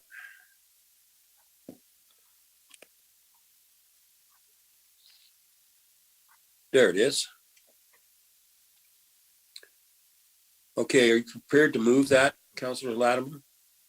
Yes, I am. Do I have a seconder for that? I see some other names on here, Councillor McGrail or Councillor. I'll second that. Okay, thank you. I'll start with Councillor Latimer. I think you've spoken to it already, Councillor Latimer, but if there's something else. No, I have. I think my thoughts are very clearly outlined with my Right. changes I made tonight. I think so. Councillor McGrail, did you wish to speak to this? Sure, Acting Mayor Solomon. I just too was very concerned of using bridge reserves for this, and what Councillor Latimer has put forth is it takes all my worries away for now. Thank Okay. you. Councillor Foss, I'd invite you. Thank you, Acting Mayor Solomon. I'm very comfortable with the changes. My concern was funding coming out of bridge reserves as well. So I'm content with that. Thanks. Councillor Harrigan, would you like to speak to the matter? Yeah, thank you. Just through the acting mayor to Gord, I guess my question is if we are not able to cover the 5.28 million in the operating variance, would then staff just come back with a report at that time suggesting a variety of reserves that it could pull from? Or do you have a reserve in mind that could replace it? Mr. Quinton, would you like to respond to that? Yes, thank you, Mr. Acting Mayor. As presented here, the motion is to bring it forward and see where we're at with the 2022 operating variance. The point of the original motion was only that this is a significant amount, a $5.3 million provincial shortage in our 2022 budget, and that we didn't want to be just automatically pushing this to the next council to deal with. But by the changes here, we're particularly number 5. We've been asking for more funding all along, but this is council supporting a motion for us to go back to the province with the motion from council to ask for more funding. Hopefully we can close that $5.3 million gap and also take a look at our final 2022 operating variance. And at that point in time, if we still have a deficit, well, we will have to come to council with a recommendation to get us back to a zero. But this buys us time to ask for that additional funding. Okay, thank you, Mr. Quinton. CAO has a response to this also. Yes, thank you. Yeah, thank you very much, Acting Mayor Solomon. So I fully support number 5, as does Gord Quinton. I can tell you that we're in regular correspondence with the province. In fact, even earlier today, Chief Case had a discussion with the Deputy Minister of MNRF. And I would suggest to you that they're sort of expecting a formal request from us. So if this resolution passes, that will start that ball rolling immediately, where there'll be a political ask for those dollars as opposed to staff. And so I don't know if we will necessarily have to engage with MPP Trevor Jones. We'll certainly keep him involved, but I would argue that they're expecting a request from us. I can't tell you whether or not we're going to get the full amount, but I don't think they'd be asking for a request if they weren't willing to do something for us. So this is excellent, and we'll get right on it if council supports this resolution. Thank you. Well, it sounds like we should get right on it now with putting it to a vote then. Sorry, Acting Mayor Solomon, I have just one other small thing to comment regarding the Wheatley emergency financial update. And yes, go ahead. More of a comment. This doesn't relate to the municipality cost or contribution. However, there is a stakeholder group in Wheatley that has been advocating for funds from the Ministry of Health to provide assistance in primary care, frontline primary care support. So Dr. Eaton, the only current physician in Wheatley, has been looking to retire since before the explosion. He has stayed on to support the community throughout that time. But in the absence of finding a replacement, I know that there was a proposal put forward for some funds for nurse practitioner support.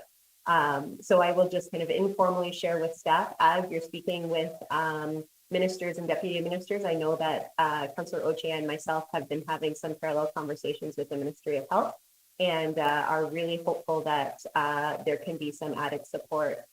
It would be about $300,000 to bridge the current gap in primary care services for the next year or so. So I just wanted to bring that up as a point on the community while the subject is on the floor. Okay, I see two hands. The CAO first, and then then Chief Case. Thank you very much, Acting Mayor Solomon. So just for all of Council's benefit, including Councillor Harrigan. So actually during this meeting, I got a letter from the Minister of Municipal Affairs and Housing inviting us to meet with him to identify any issues that are of interest to his ministry, where they thereby can help us. So I'll certainly, in fact, we have an EMT meeting tomorrow, and that's one of the things I'm going to ask the senior team is to identify all the issues. So we'll add that one to the list, Councillor Harrigan, and make sure that we'll absolutely continue to advocate with the Ministry of Health. But I wanted to let you know that we'll also take opportunity of the offer from the Ministry of Municipal Affairs to sort of be our liaison with other ministries, and we'll add that to the list, including obviously the item in front of us right now. Thank you. Okay, thank you. Chief Case. Thank you, Acting Mayor Solomon. Just as a further input to council, it's worth noting that we're currently gathering a proposal for the next budget because we realise that Wheatley will be a longer issue, and we're going to try and bring to council an open assessment of what funding might be needed going forward for the site. So there's a lot of work going on right now with all the departments to try and make sure that we keep a track of all the finances. Okay, and it never hurts to have stories that have been published in the Globe and Mail with respect to Wheatley. It brings to the attention of those at Queen's Park who are not from Southwestern Ontario the very importance of dealing with the Wheatley situation from the provincial perspective. And I see your hand up again, CAO, or is that from before? Sorry, that's a legacy hand. I'll lower it. Okay. Thank you. Well, now it's down. Thank you. Okay. Can we move forward now to put the question?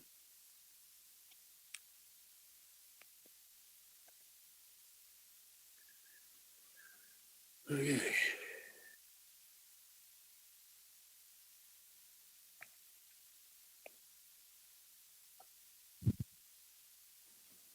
Just waiting for a couple more. Well, I'm going to vote in favor of this, but I don't have an ability to do it on screen. No worries. All votes are in. Motion passes 16-0. Okay. Our next item on the agenda is infrastructure and engineering services. Madam Clerk. 21A, Erie Shore Drive update. So, Councillor Latimer, would you like to speak to this? Council. Okay. Yes, please. Through the acting mayor Solomon, I'd like to put this motion on the recommendation on the floor. And if we can get a seconder, then I'd like to. I have a comment. Okay, seconder. Councillor Thompson, or I'll second it. Okay. Proceed, Councillor Latimer. Thank you.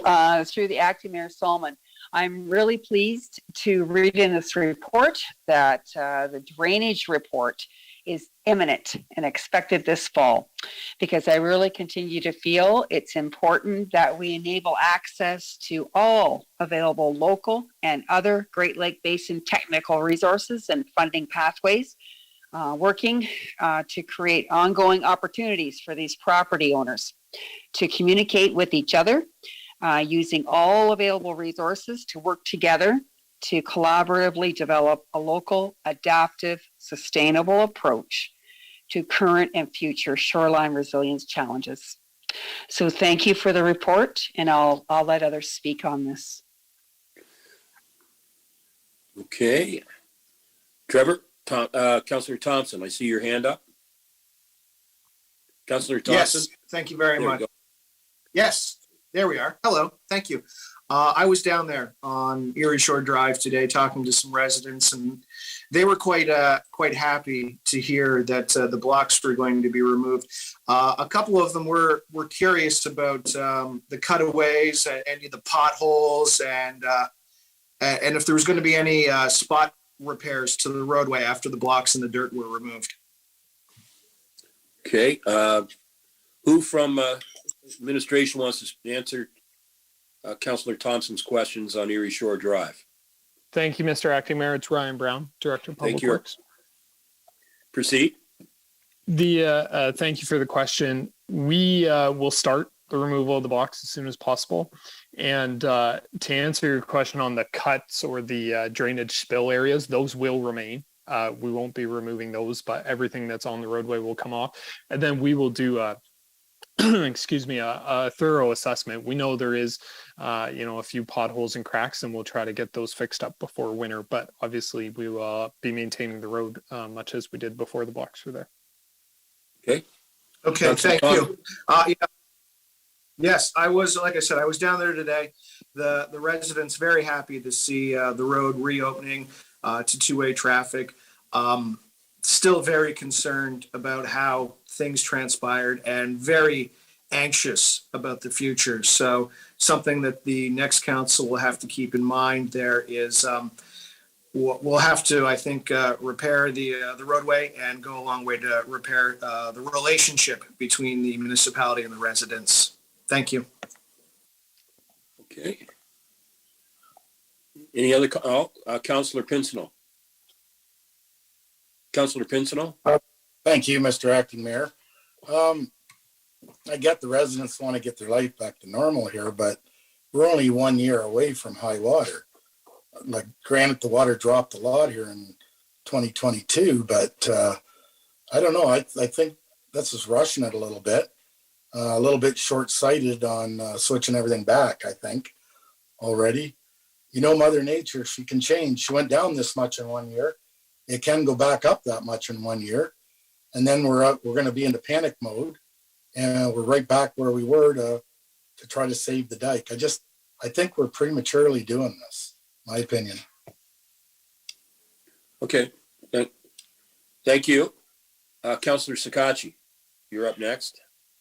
Thank you, Acting Mayor Solomon. I do echo the comments of Councillor Thompson. I think that, it's nice to see that, administration is, paying attention to this and the fact that they're able to kind of, open it back up here. And my concern actually was exactly related to what Councillor Thompson stated, is that once some of the spillways, not the spillways, but once some of the dirt and the blocks are removed, any kind of degradation to the road, what kind of work was going to be done to that. So, Mr. Brown, if there's any significant, issues or challenges during, when you're during the process, is it something that's going to come back to council, or are you guys trying to fix it kind of as you go to make sure that the road is, at least accessible and obviously meeting the standards? Thank you, Mr. Acting Mayor. So we obviously can't see the whole roadway, what's under the clay, but after that's off, I had talked with the engineer who's been involved from Golder with this project from the beginning, and to probably have him come out if there are any, major concerns identified. But as far as, a pothole or small degraded sections, we're happy to perform that work as long as weather allows it. Now, if we're talking about, we review the road and it needs an entire repaving, that's something that needs to be considered and something that won't happen this year. But as far as minor repairs, to get it in line with provincial standards, we'll be doing that work as needed. Thank you. My last question to you, Mr. Brown, is just in regards to the notification process of the work. Obviously, there might be, extensive for a few days. Are you going to be, is staff going to be notifying the residents of when this process will be undertaken, so there could be potential, preparation for it? Thank you for the question. Yes, I communicated with the residents out there today, or the organization of residents out there who spread the word, and we'll definitely do that. We're preparing to do this work ASAP. Just given the time of the year and heading into winter, we want to have it all done. So we will communicate that to residents, and obviously we'll be working with homeowners to make sure they can get in and out during the removal. Thank you. I'll be supporting this, and hopefully my fellow councilors are supporting this as well. Thank you. Okay, I don't see any other hands, so if we could put the motion on the floor for a vote.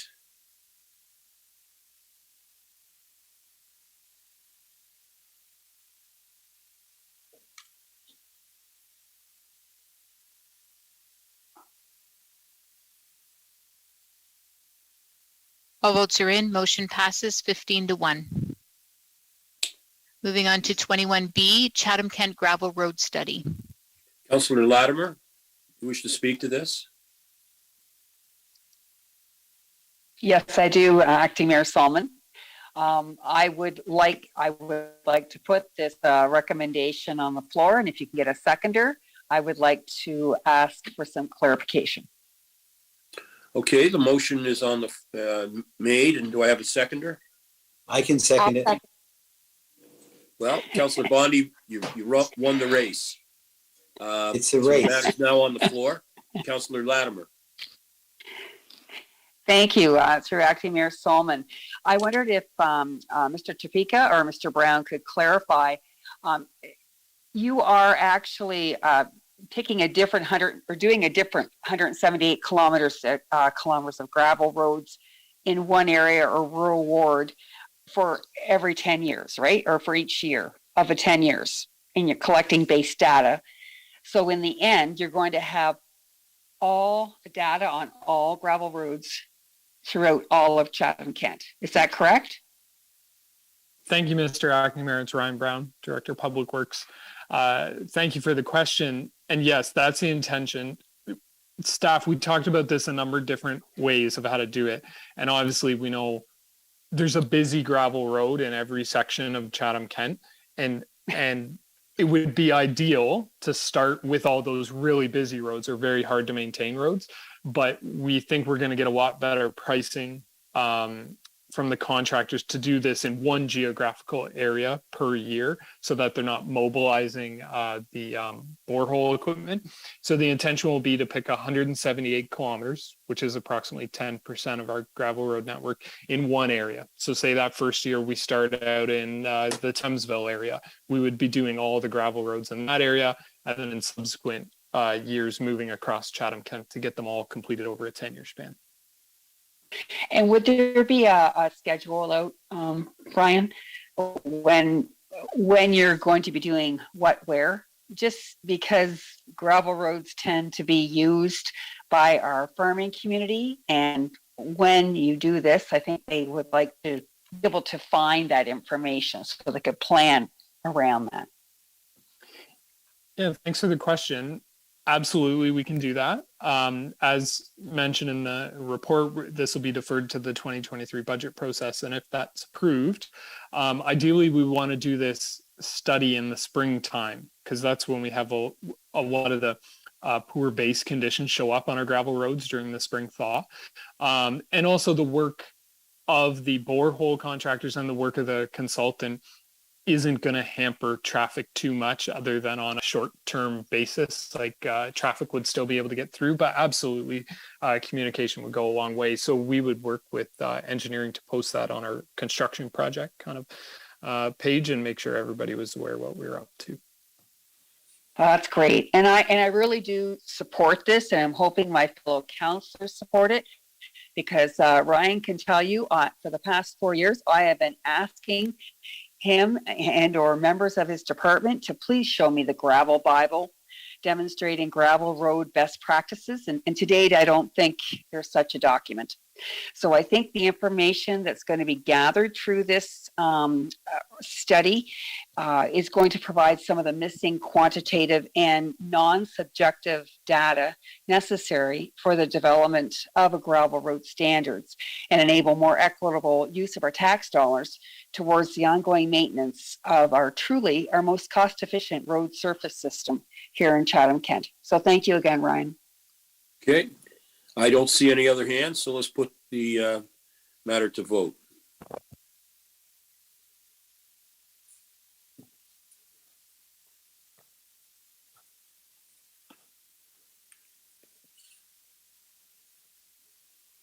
All votes are in. Motion passes 17-0. Okay, Madam Clerk, does that lead us to closed session reports? Sorry, no, we had that one that we had to remove for the conflict. So 22A in community development, the repeal of the heritage designation bylaw 190-2011, 9 Park Street, community of Chatham City, and we have a conflict by Councillor Bondi. Okay, Councillor Crew, could you move this? And Councillor McGregor, would you second it? Yes, I'd be happy to. So seconded. Which count? Oh, I was going to say which Councillor McGregor. Sorry. Oh, you're back on. I saw yes, I am. Sorry. Yeah, that's okay. I think Brock's got that. Thank you. Yeah, it's a Park Street, community of Chatham. Right. Okay. Any comments, questions? I see none. I guess we put it to vote.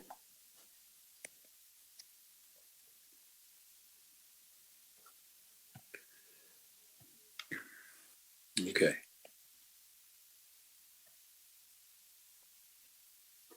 All votes are in. Motion passes 15-1 and 1 abstained.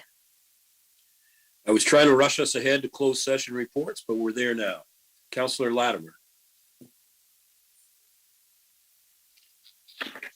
Thank you.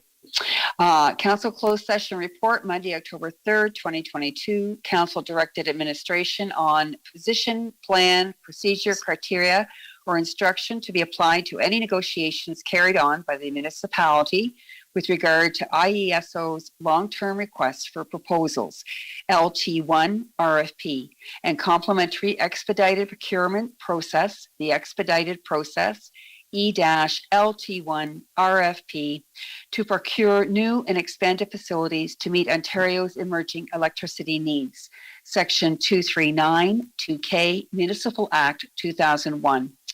Advice that is subject to solicitor-client privilege and a position, plan, procedure, criteria, or instruction to be applied to any negotiations to be carried on by the municipality with regard to marine park lease, Section 239, 2F and K, Municipal Act 2001. Labor relations with regard to bargaining update and bargaining authority for QP 12.2, QP 12.3, Unifor, RFG, and CKPFFA, Section 239, 2D, Municipal Act 2001. And Council received on personal matters about identifiable individuals with regard to mutual respect, Section 9, 2B, Municipal Act 2001. And you move receipt of that report, Councillor Latimer? So moved. And Councillor C. McGregor, since it is closed session reports, would you second that? Carmen McGregor? Well, I guess I've lost her again. Councillor Harrigan. Councillor Harrigan, that's great. Thank you. Second. No one wants to discuss closed session reports any further. We'll put that to vote.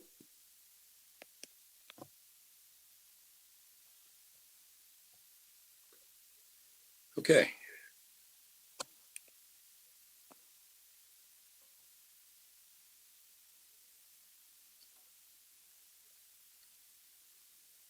Just waiting for one more. Okay, all votes are in. Motion passes 15-0. The next item is approval of communication items, and I understand that 3 councillors have items. So Councillor Kirkwood White. Thank you, Acting Mayor Solomon. In the package for tonight's meeting is a letter from Steve Clark, the Minister of Municipal Affairs and Housing. And in the letter, he says that his government will continue working with us to identify opportunities and innovative solutions that would help us effectively address the housing crisis. And I wanted an opportunity for Beth Early to provide a bit of a heads up on an event that's coming up in November, if Beth is online. Acting Mayor Solomon, April Redyke, General Manager, Community Human Services. Beth Early is actually off ill today, so I'm happy to take this question if that is okay with you. Absolutely. Go ahead. Thank you.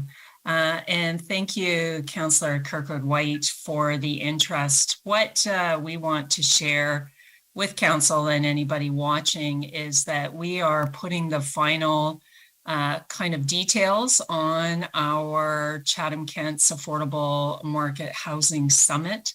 This summit is set to take place on November 29th at the Capitol Theatre. And we are bringing together stakeholders with a wide range of interests and expertise, bringing them together to facilitate discussions about the barriers preventing low to middle income earners from accessing suitable housing in Chatham-Kent. We will have an inspiring panel discussion with individuals with expertise in policy, planning, our realtors, construction, design, and even our financing sector experts. The day will then progress to a dynamic facilitated group discussion, really to start collaborative engagements for locally designed solutions to really look at increasing availability of affordable housing in Chatham-Kent. We will be sending invitations out to all housing stakeholders, but we will also advertise, and individuals will be able to register through Eventbrite, and we'll get some messaging out as soon as final details are in play. But I would recommend people mark that day on their calendar, and we hope to see you there. Thank you.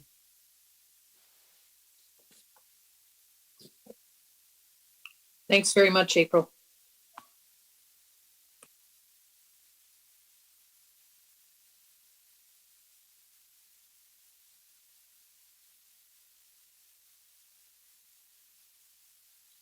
Mr. Chair, are you there?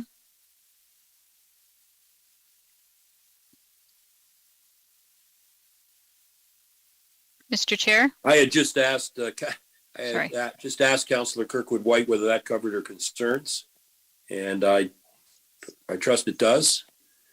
Councillor Latimer, you also had an issue? Yes, thank you, through Acting Mayor Solomon. We also received information through correspondence from Samantha Dewar regarding a letter asking us for a letter of support for the Stopping Harassment and Abuse by Local Leaders Act, which is the reintroduction of Bill 5. And she's asked that that letter express support for the bill and be issued to all local MPPs, Premier Doug Ford, the Minister of Municipal Affairs and Housing, and MPP Stephen Blais. She also urged us to consider a specific sentence in the letter communicating its disappointment that passing this legislation was not prioritized, therefore precluding its application to help hold current municipally elected representatives across accountable to violence and harassment in the workplace policies, as well as ensuring an appropriate accountability structure for newly elected councils across the province. So I wondered if I could ask my council colleagues if we could send a letter of support for this. I'd be happy to second that. Okay. Any further comments? I guess we have to have it in count. Madam Clerk, do we need to have anything up on the screen to be able to have No, a you can recorded vote? just ask who's opposed. Okay, anyone opposed to that? Seeing none, I'll now move on to, that then passes. I'll move on to Councillor Brock McGregor. You're next on my list. I had the same item as Councillor Latimer. So Oh, well, that's wonderful. That's wonderful. We'll move on to the next item then on our agenda. It's non-agenda business. I haven't seen any indication prior to the meeting. Okay, so Councillor, well, we have a crew. In fact, we have Councillor Sakachi first, followed by Councillor Harrigan, Councillor Hall, and as I said, Councillor Crew. Okay, Councillor Sakachi. Thank you, Acting Mayor Solomon. I didn't plan on speaking an open agenda, but I also did not realize that you were chairing the meeting. I know this is not your last meeting, but since you are chairing, I can speak directly to you. I just wanted to thank you for the last 4 years of all your direction to myself as a new councillor, conversations and commitment to the municipality. I know I'll have times to thank you more personally at some other point, but an open agenda, I just wanted to make sure that I express to you my thanks for all your help over the last 4 years. So I can do it personally on the floor. Thank you, sir. Well, that's very kind of you. I appreciate that. And it's been, we have had a lot of new councillors this term. Unfortunately, we didn't get to sit together very often. So I'm always ready to help and mentor young councillors. And it's important for this community to have fresh blood on council. So thank you, Anthony. Who's next on my list here? I think was Councillor Melissa Harrigan. Hi. Councillor Harrigan? Yep, there she is. I just wanted to send out a word of appreciation to all of the partners who came together to celebrate our National Day for Truth and Reconciliation last Friday. In particular, the Stana Family Learning Center and community leaders such as Faith Bell and Lena Parental, but also all of the partners who came together in a act of gathering and learning and listening, and in some moments healing and dancing. And I wanted to also share locally, there was a municipal booth at the event in Chatham where individuals and organizations had the opportunity to take a pledge for how they will advance truth and reconciliation. So I really encourage members of the community and members of council to consider taking that pledge. And if you would be looking for other resources about that pledge within the municipality, you could connect directly with Becky on Kathy's team and she can support that. Thank you. Thank you, Councillor Harrigan. Councillor Hall? Thank you, Mr. Chair. And following along the same lines as Councillor Harrigan, I'd just like to recognize the healing walk and gathering that took place in downtown Wallaceburg on Thursday, just before Orange Shirt Day. But it was a great success. There was a good crowd of probably about 100 people, all wearing orange shirts to show support for reconciliation efforts with the goal of helping heal, nurture hope, and reconciliation in our communities. Big shout out to Rebecca Haskell-Thomas and her Diversity, Equity, Inclusion, and Justice team here in Chatham-Kent for coordinating the event in partnership with Walpole Island First Nation Employment and Training. So it was really an honor to be in attendance, and it was really an emotional event, especially when some of the survivors of residential schools from Walpole Island spoke and shared their, really horrific personal experiences. But it was really important to listen and to hear that. So I'm looking forward to similar events taking place in the future, but I'm also hopeful that we can, continue to build on these partnerships with our Indigenous partners, our neighbors, friends, and residents. So thank you. Thank you, Councillor Hall. Councillor Crew? Thank you, Mr. Chair, Acting Mayor Solomon. Tomorrow, Canada will increase its population of citizens by 6.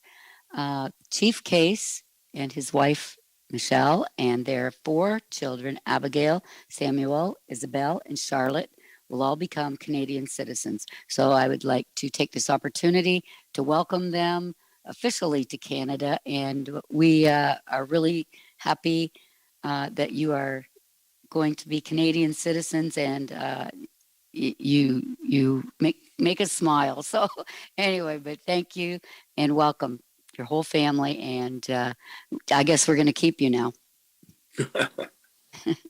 Thank you, Councillor Crew. That's very appropriate. Councillor Bondi.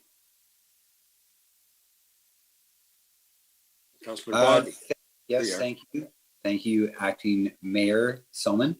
I don't think this is your last meeting, but following on what others have said, thank you very much for your guidance this evening. You'll be dearly missed after, I don't know, is it 40 years or 40 plus years on council? I don't know anymore. It's been so long, I've forgotten how long it is. But it's been quite a long time, and I think I speak for really everyone. Thank you very much for your service. It's been appreciated, and you will be missed. And, you know, Doug is a friend, and as a councillor for 12 years, you've really helped me, and you've helped many others on council. The new guys, right? The rookies. So, you know, I just want to extend an appreciation, because it's not quite the same when we're not in live council. Then we could, you know, go and shake your hand and say thank you and stuff. But on Zoom, it's not the same. So anyway, thank you very much. Well, that's very kind of you, Councillor Bondi. Thank you. Councillor Kirkwood White. Thank you, Acting Mayor Solman. I actually want to thank our current Mayor, Darren Caniff, for allowing some of us at some times to step in and take his place at things like flag raisings. I think I finally figured out how to use that flagpole and get the flag up without twisting everything around. And also for the opportunity to attend in his place on Saturday evening, the Hindu Communities Cultural Festival that was held at the Active Lifestyle Center. I had intended to sit and watch, and discovered very soon thereafter that they wanted us up dancing as well. So Councillor Brock McGregor and I had a wonderful evening, and some of the photos that were taken are on Facebook for people to see. So thank you very much for that opportunity to stand in. Very good. Okay, Councillor Kirkwood White, thank you for that. I see no other hands up for non-agenda business, so let's move on to the reading of the bylaws. Now, this is going to give me an opportunity to do some role reversal. Mayor Caniff, would you move the first reading of the bylaws? So moved. And Councillor Pinsino, will you second that? So seconded. Very good. Madam Clerk, can we just do that with, do we need to put it on the screen? No, you don't. Good. Anyone opposed? See none. The second and final reading of the bylaws. Councillor Foss, would you move that? So moved, Acting Mayor Solomon. And Councillor Crew seconded? Seconded. Thank you. Anyone opposed to the final reading of bylaws?